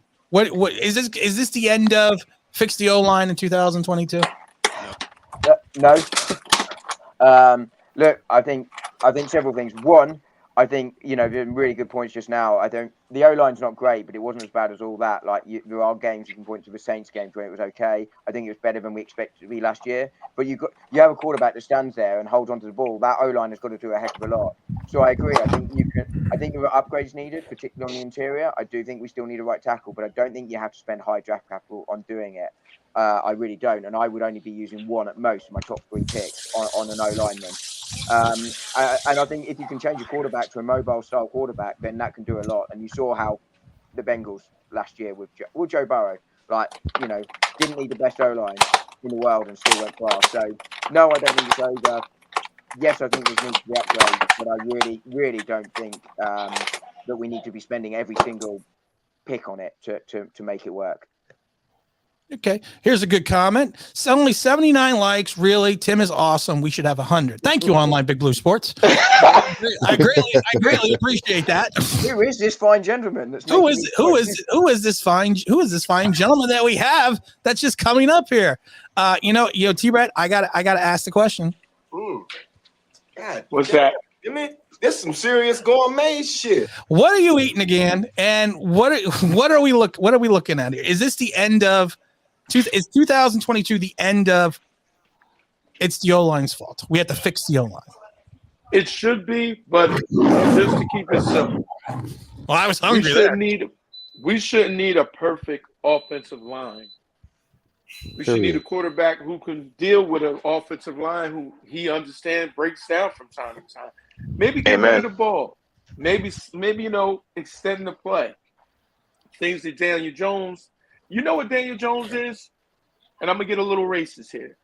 Daniel Jones is exactly how a lot of these reporters judge athletic black quarterbacks. Hey, he's got the arm, he's got this, he's got that, but it's just, I don't know if he can read defenses. I don't know if he can do this. I don't know if he can do that. That's a hot take, brother. Drop a bomb. Drop a bomb on that one. And when you look at Daniel Jones, he is exactly, because no one questions his arm. No one questions that he doesn't have athleticism. But he definitely looks lost, and he definitely doesn't look like he's gotten any better. He's what they would say about Michael Vick. That's how he actually plays. That's what they said about like some people like Charlie Ward going back and forth to Major Harris, out of West Virginia. When does a Heisman Trophy winner on a national championship team not get drafted? Are you serious? Yeah, honestly, if you think about it, because race is never anything we shy away from here. If you think about it, yes, honestly, if you take a look at the history, those are all the things that they say about black quarterbacks coming out of school, going back to Jason Thompson, the throwing Samoan, going back in the day. That was always the talking point. And he's right. You're right. You think about it. Daniel Jones allegedly has the talent, allegedly has the arm strength, he allegedly has the athletic ability, but he doesn't have the mental fortitude or maybe the football IQ to excel in this league. James, I know you real quick. Real quick, because I said this to you yesterday on the phone. Everybody on the panel in the chat, tell me if I'm wrong on this. When Daniel Jones comes up to the line and he's reading the defense like a real quarterback is supposed to do, anytime he kills the play, goes kill, or attempts to change the play, it's just a handoff to Saquon. Tell me when I'm wrong. Tell me at anytime in the past 3 years where this dude has walked up to the line, looked around, assessed the situation, goes kill, and it's just handoff right, handoff left to Saquon. The defense knows exactly what's going on because, like T-Brad said, this dude ain't reading defenses. Nah, man. If the first option ain't there, if the play that the coach or the offensive coordinator gave him doesn't look good and he kills it, it's just a handoff. It's just that's all it is. The brother don't change plays. Real quick, Tim. Who holds the ball the longest? Who holds the ball the longest? Like, didn't you have a stat for that? Well, Daniel Jones 2 years ago, he held the ball the third longest in the league. He was in the top 10 again this year. Yep. How's that on the line? That's he crazy. Gets 3 seconds. He gets 3 How's seconds. that on the line? Yeah.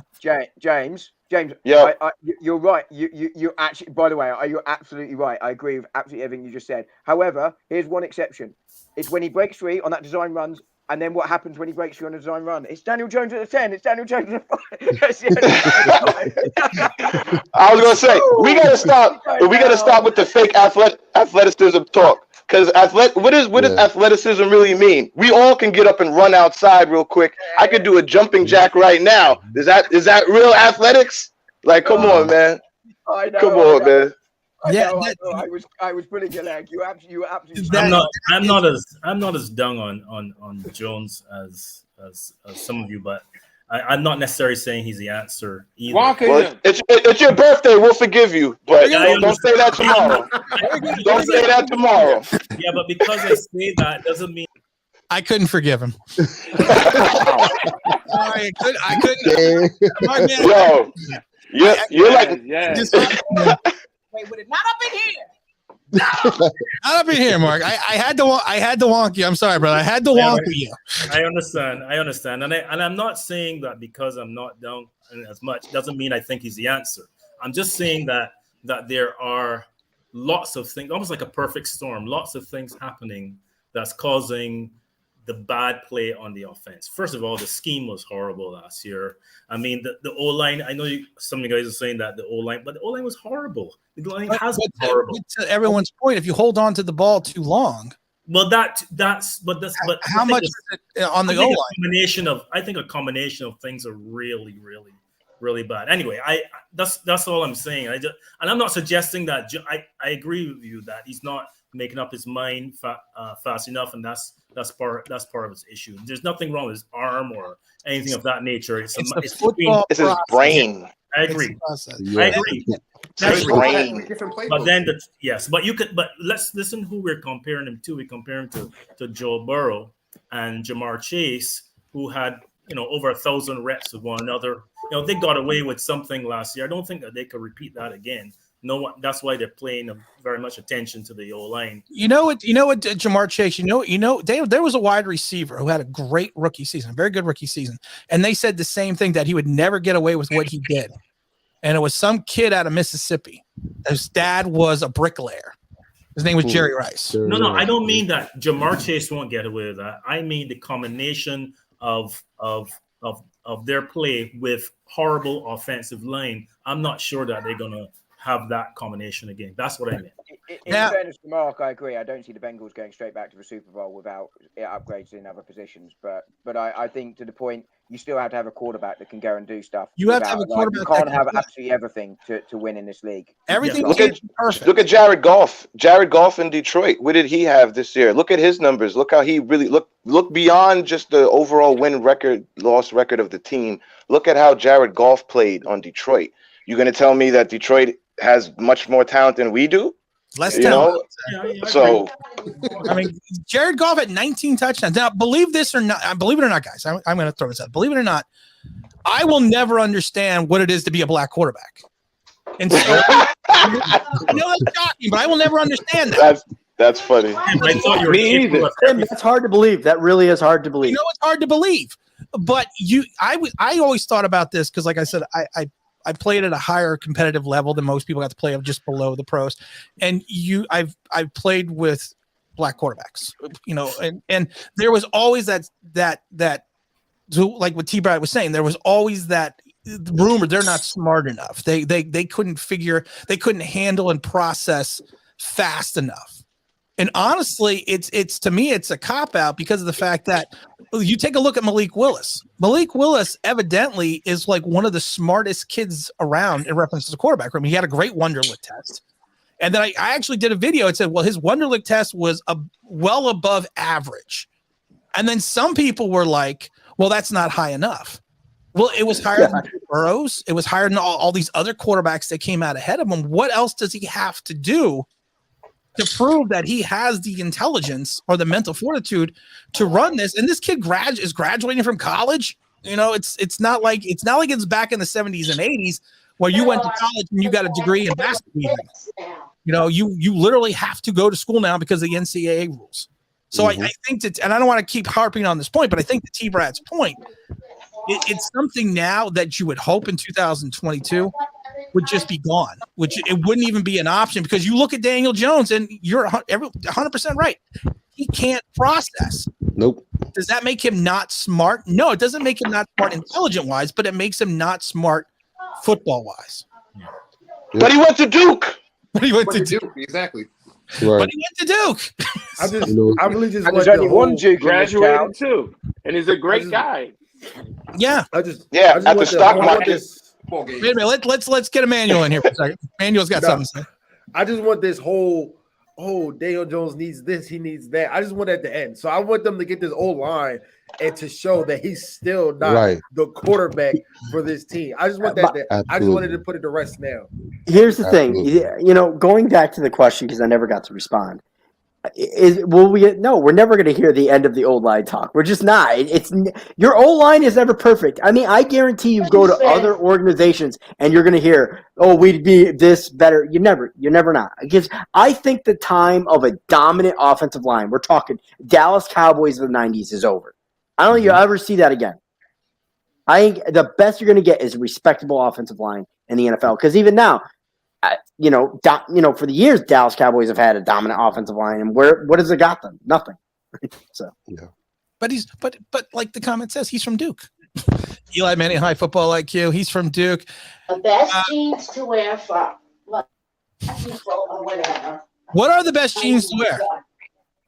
Oh, you heard my aunt talking about jeans? I got a mom butt. So what's the best? Nothing slender because I got big thighs. James asked that question, man. Ask your aunt, man. Come on. What's wrong with you? I need to know this information. Greg, you're sitting there quietly. No, I'm not. No, you're not. So what is your response to either what we need in the? I'll give you. You got two questions. What do we need in the third round? Or you can talk about the T-Brad question. Or jeans. Or jeans. Or jeans. Or mom jeans. It's all good. Anyone else got 28-inch waist? Just me? No one else wants to have mom jeans? So what do you got first, Greg? We're winding down here. We only got a couple minutes. As far as the offensive line, there's never a perfect offensive line. That's true. But I think Daniel Jones, he might have a chance this year. And I'm kind of optimistic. I don't think he's going to do it, but be careful, Greg. You get cut off. No, I'm not. He's teetering right now. He's teetering. Brown's walking around the table. I saw him. Listen, I'm going to knock everyone else out, but Greg. No, but let's hope for the best of the season. I don't know. I think we need Jesus or Allah, somebody save us. I don't know. Listen, when we start praying and we're looking for a deity, then we got a problem. Yeah. We need Abraham. We need everybody. Somebody. We're in shambles. This team has been ruined. We need Matthew, Mark, Luke, and John. I tell you. we need all the apostles. We need to get from to Buju. Stuff, and now for a second there, when you said apostle, I thought you meant Jim Fossil. I don't think he's coming back. Hey guys, I've got to head out. I really I've enjoyed the session here. Sorry I was late. No problem, Greg. Mark, I appreciate you dropping in. Yeah, I'm being taken to lunch, so I got to go and get ready and sort myself out. Everyone chat said happy birthday to Mark. Happy birthday. Happy birthday to brother. Happy birthday, bro.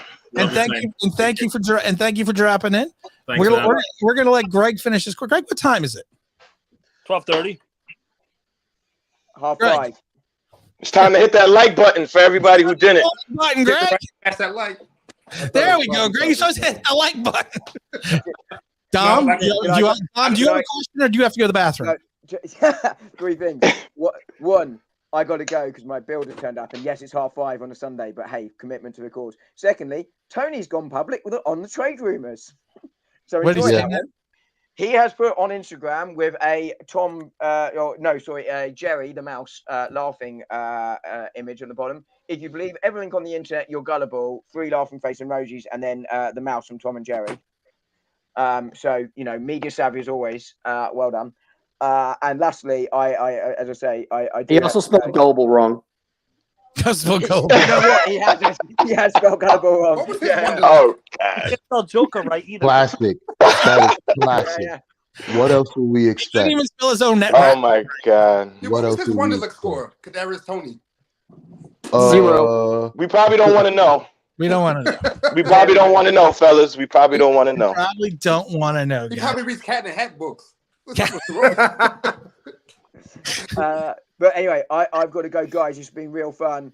Absolutely fun. And also, I've just heard an insider rumor from Joe Shane. He says he's trading his first round pick for other items. So.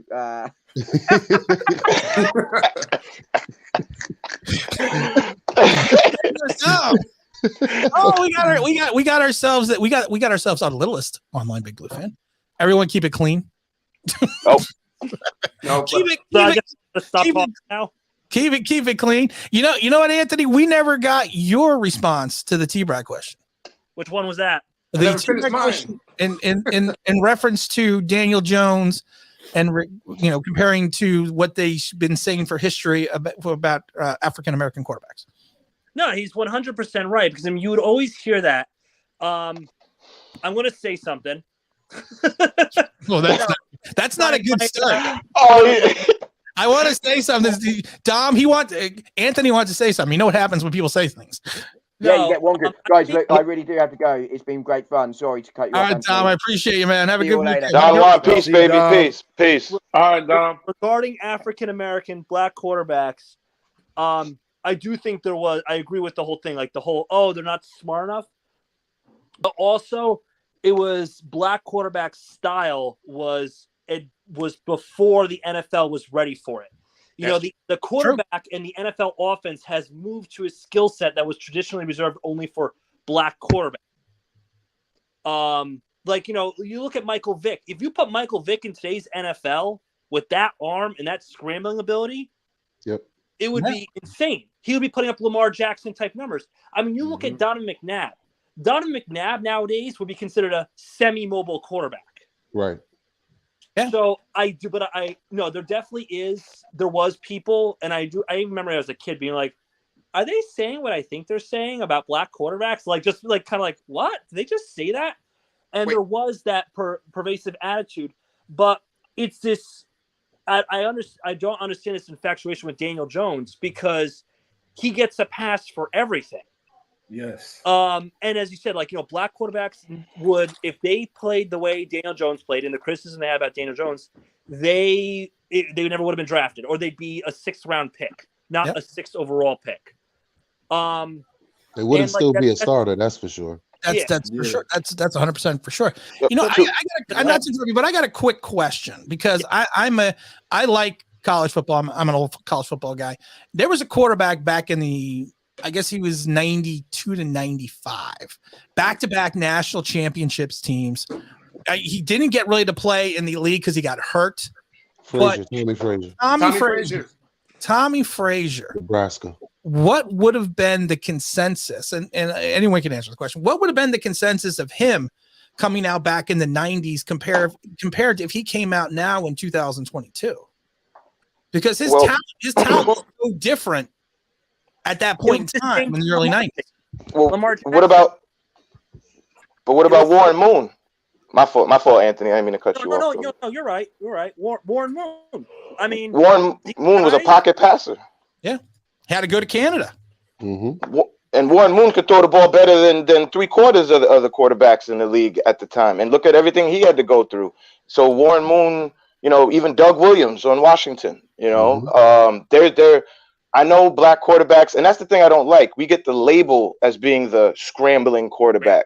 But just to throw something out there, and I'm not getting too deep, but America is another good example. A guy that you have. There's even guys that don't even understand. Sorry to cut you off, but there's guys that don't even understand. Like Dwayne Haskins, more of a runner than a thrower. Stephen A. Smith. Are you kidding me? Like there's their own consensus. Don't even pay attention to who's the top quarterback. Right. In any given draft, it's ridiculous. Some people just don't even have blinders on to what's out there. It's a crazy. basketball analyst. It's crazy. How do we get down this road? We're talking the draft. Wait, I got it, guys. You know how smart black quarterbacks are? We're smart enough not to stay in the pocket. That's true. That's true. But to James's point, Warren Moon came out. It's not like he came out of a small school. He did go to JUCO and then went to Washington. He had great college stats, and then he had to go he had to go to where the hell did he go? Well, he went to the league. Right, the Canadian. The Eskimos, I believe it was his first year. So I mean, he had to prove himself. Well, no, his entire career was with the Eskimos, the Montreal, whatever it was, Eskimos. I can't remember. But he was a guy that was a pocket passer. He was a guy that could sling it. And honestly, it wasn't until the Oilers, you know, in some ways took a chance. I actually, you know what the sad part is? This is how old I am. I remember in '84 when he came to the Oilers. I remember that because that was the year that Phil Simms had his 4,000-yard season. That was the year after '83 when we went 3-12-1. And I actually wanted the Giants. I remember as a kid wanting the Giants to sign Warren Moon because he was getting so much hype. But, you know, again, the Giants, they didn't go that direction. The rest is history. He's in the Hall of Fame, you know, all the accumulation of the stats. But it's just an interesting dichotomy, I think, and you would hope, like I said, we said it a million times, you would hope in 2022 you look at the talent. I've said it before. I don't care if you're black, purple, green. I don't care if you're from Pluto. If you could throw the ball, I've said it before, you could be an asshole as long as you read defenses. I don't care. I just want So you'll take Daniel Jones gets more of a pass than any quarterback, white or black, I've ever met in my life. I've ever seen. Yes, I agree. Thank you. I agree. Well, no, he gets a pass in Giants Nation. If you go to the consensus outside the Giants Nation, he's not getting a pass anywhere. Yeah. The rest of the league's asking, why is he still your quarterback? Giants fans are the only ones that still like him. Giants fans are the only ones that still like him. The Dallas Cowboys love that we still like him. The Eagles love that we still like him. The Redskins love that we still like him. We're the only ones that don't think that he's trash. But why do y'all? No, not us. Not us. I mean, not Yeah, right, not us. Right. Yeah, the question is why do we think, why is this the case? I've said in the video, I've never seen a third-year quarterback produce as little as Daniel Jones and still receives the same, as much love as he does from a franchise where if he goes one more season, we're one more year behind the 8 ball with Daniel Jones. It's the Steph Curry effect. So is it John Mara? I think it's John Mara.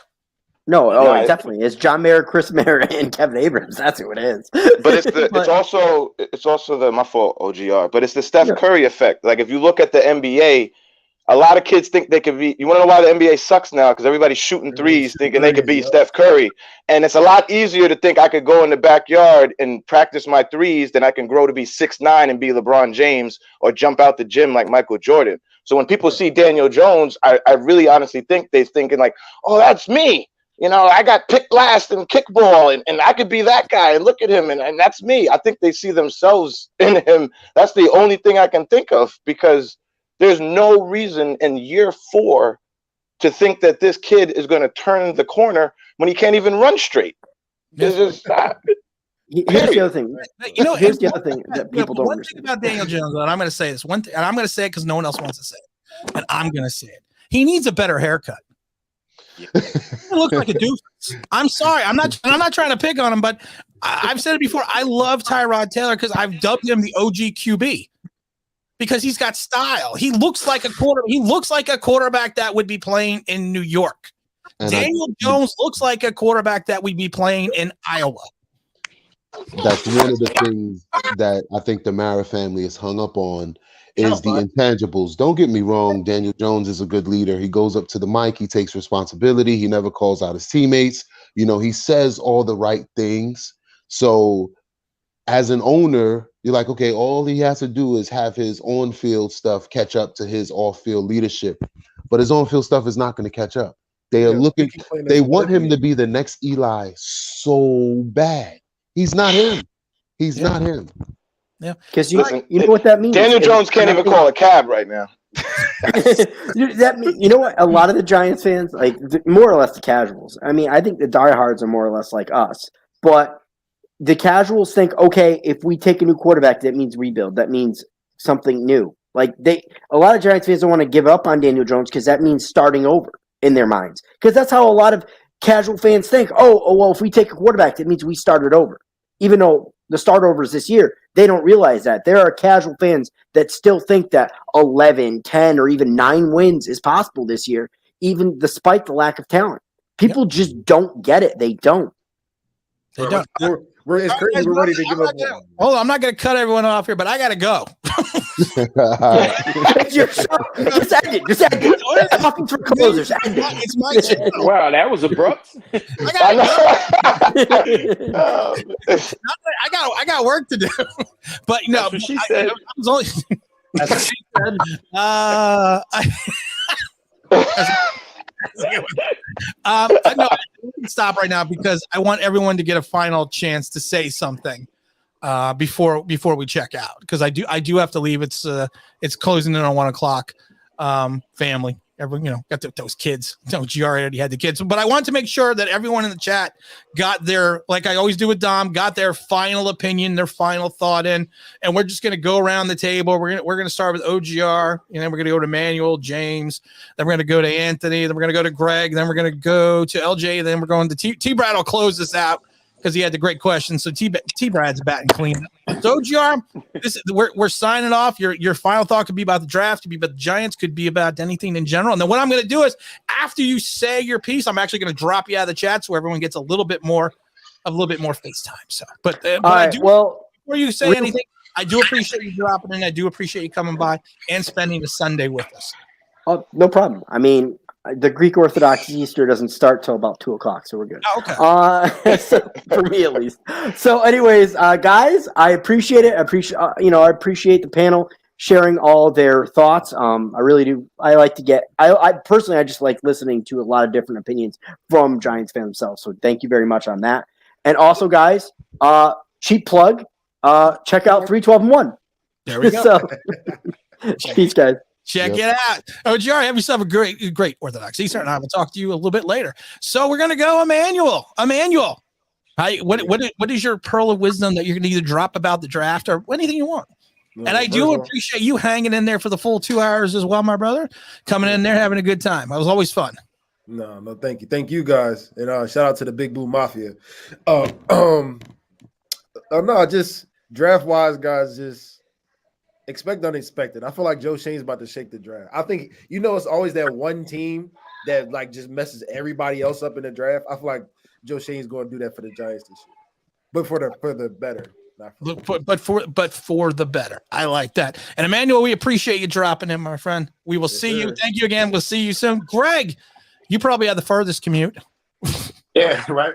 Actually, I'm from New York. I live in Sweden, and sometimes I stay about 3 or 4 guys. Tim, I really appreciate your channel. You're doing your thing, and you have one of the best channels. You're really real. Sometimes I debate with you. I don't agree with you. You don't agree with me either all the time, and I respect that. And you're not monetized, and if you take some money, you give it back to charity, not like other channels. Well, that sounds awesome.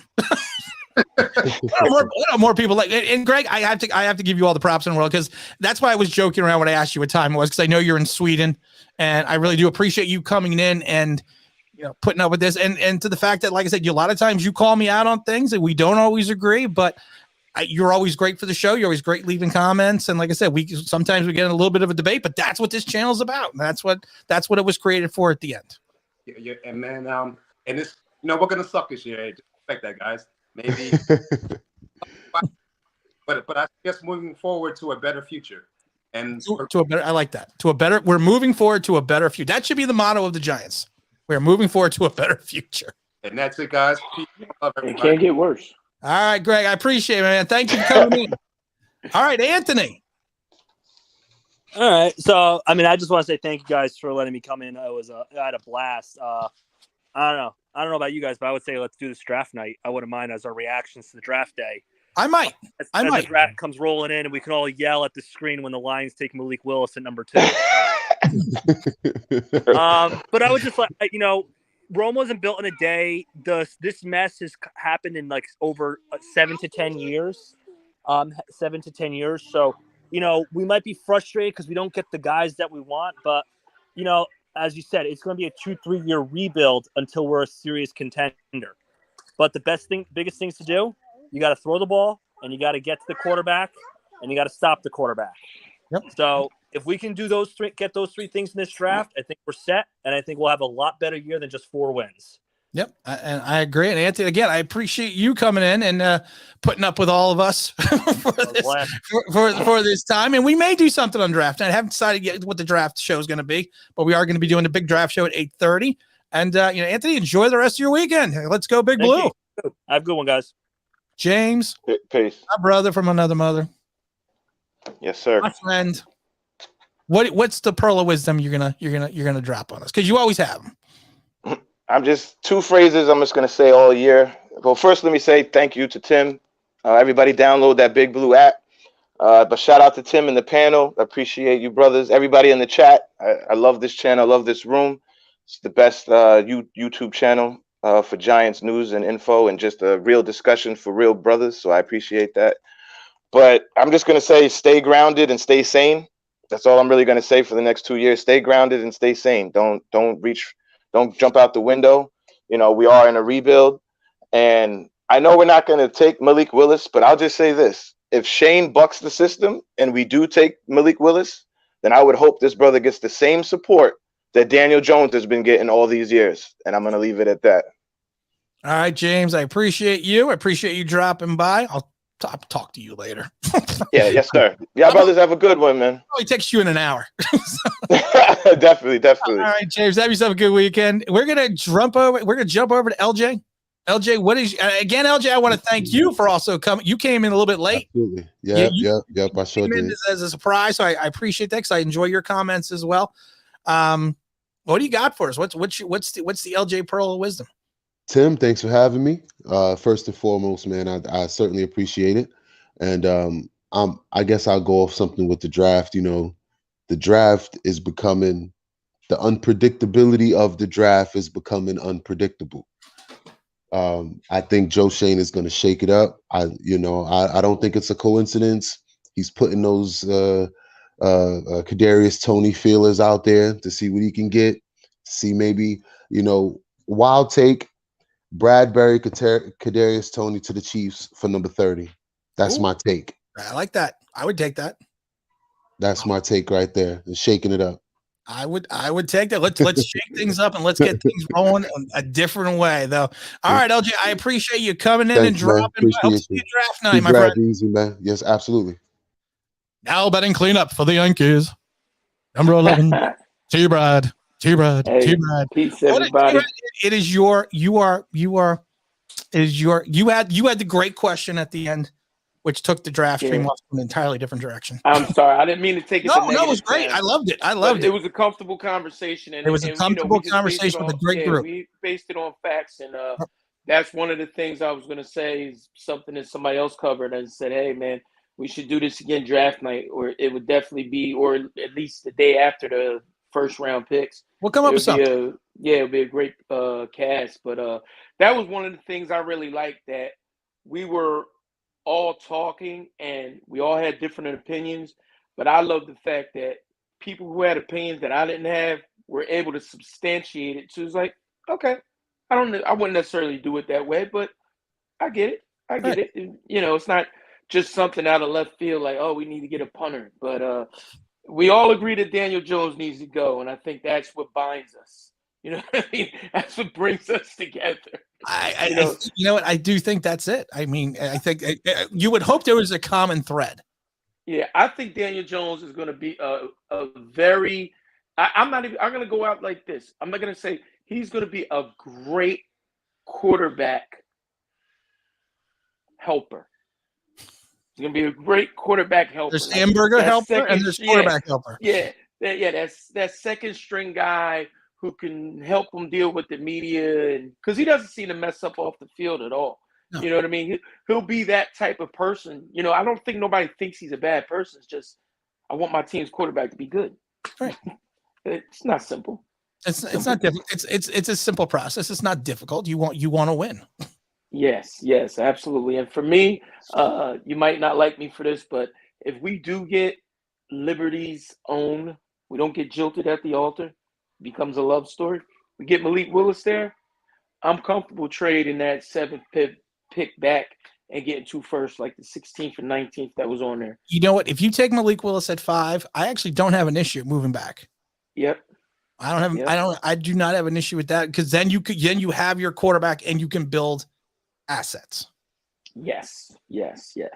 So with that, I'm going, people. With that, T-Brad, thank you. Appreciate you for hanging out all the time you did. That's it for everyone on the panel. That's it. We had a great stream day. Only 88 likes. I wanted 100, but I guess we don't always get what we want because we still have Daniel Jones. But I want to appreciate everyone in the chat. I see Kareem is in there. We see Jeff was in there. We got my old buddy Mazingo. We got Daryl coming in here. We got Jose G. We got Hirsch for real. We got Green Vibes Beats. We got Stu, of course, in there as well. Everyone that hung out for as long as they did, I greatly appreciate it. It's a lot of fun. This is a culmination of everything that we've been waiting for and doing since the season ended. So I think that's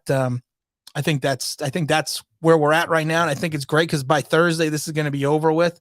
Mr. Alvarez, we'll see you later. Hirsch Real, Nikki hanging out in the room. Tyrone also. And hey, Tyrone, how you doing, my friend? Back down to Super. Actually, I would do that. I would do that. It's been great. Everyone, 8:30, maybe 8:25. Thursday night is going to be the draft. I got a show, nice big show coming up on Monday. A big announcement coming on Monday about something going on with the Giants. It's a confirmed rumor, but we're going to talk about that on Monday. Less than a week away till it's Willis time. We're going to have the Willis Express. Malik Willis. I appreciate you all. I appreciate everyone hanging in. We're out of here, and we will see everyone. Draft. We won't have a stream on Tuesday because we're going to do the draft stream on Thursday, but we'll come up with something. We had a lot of good videos coming out. So everyone have a good Sunday. Everyone have a safe Sunday, and I'll see you on Thursday.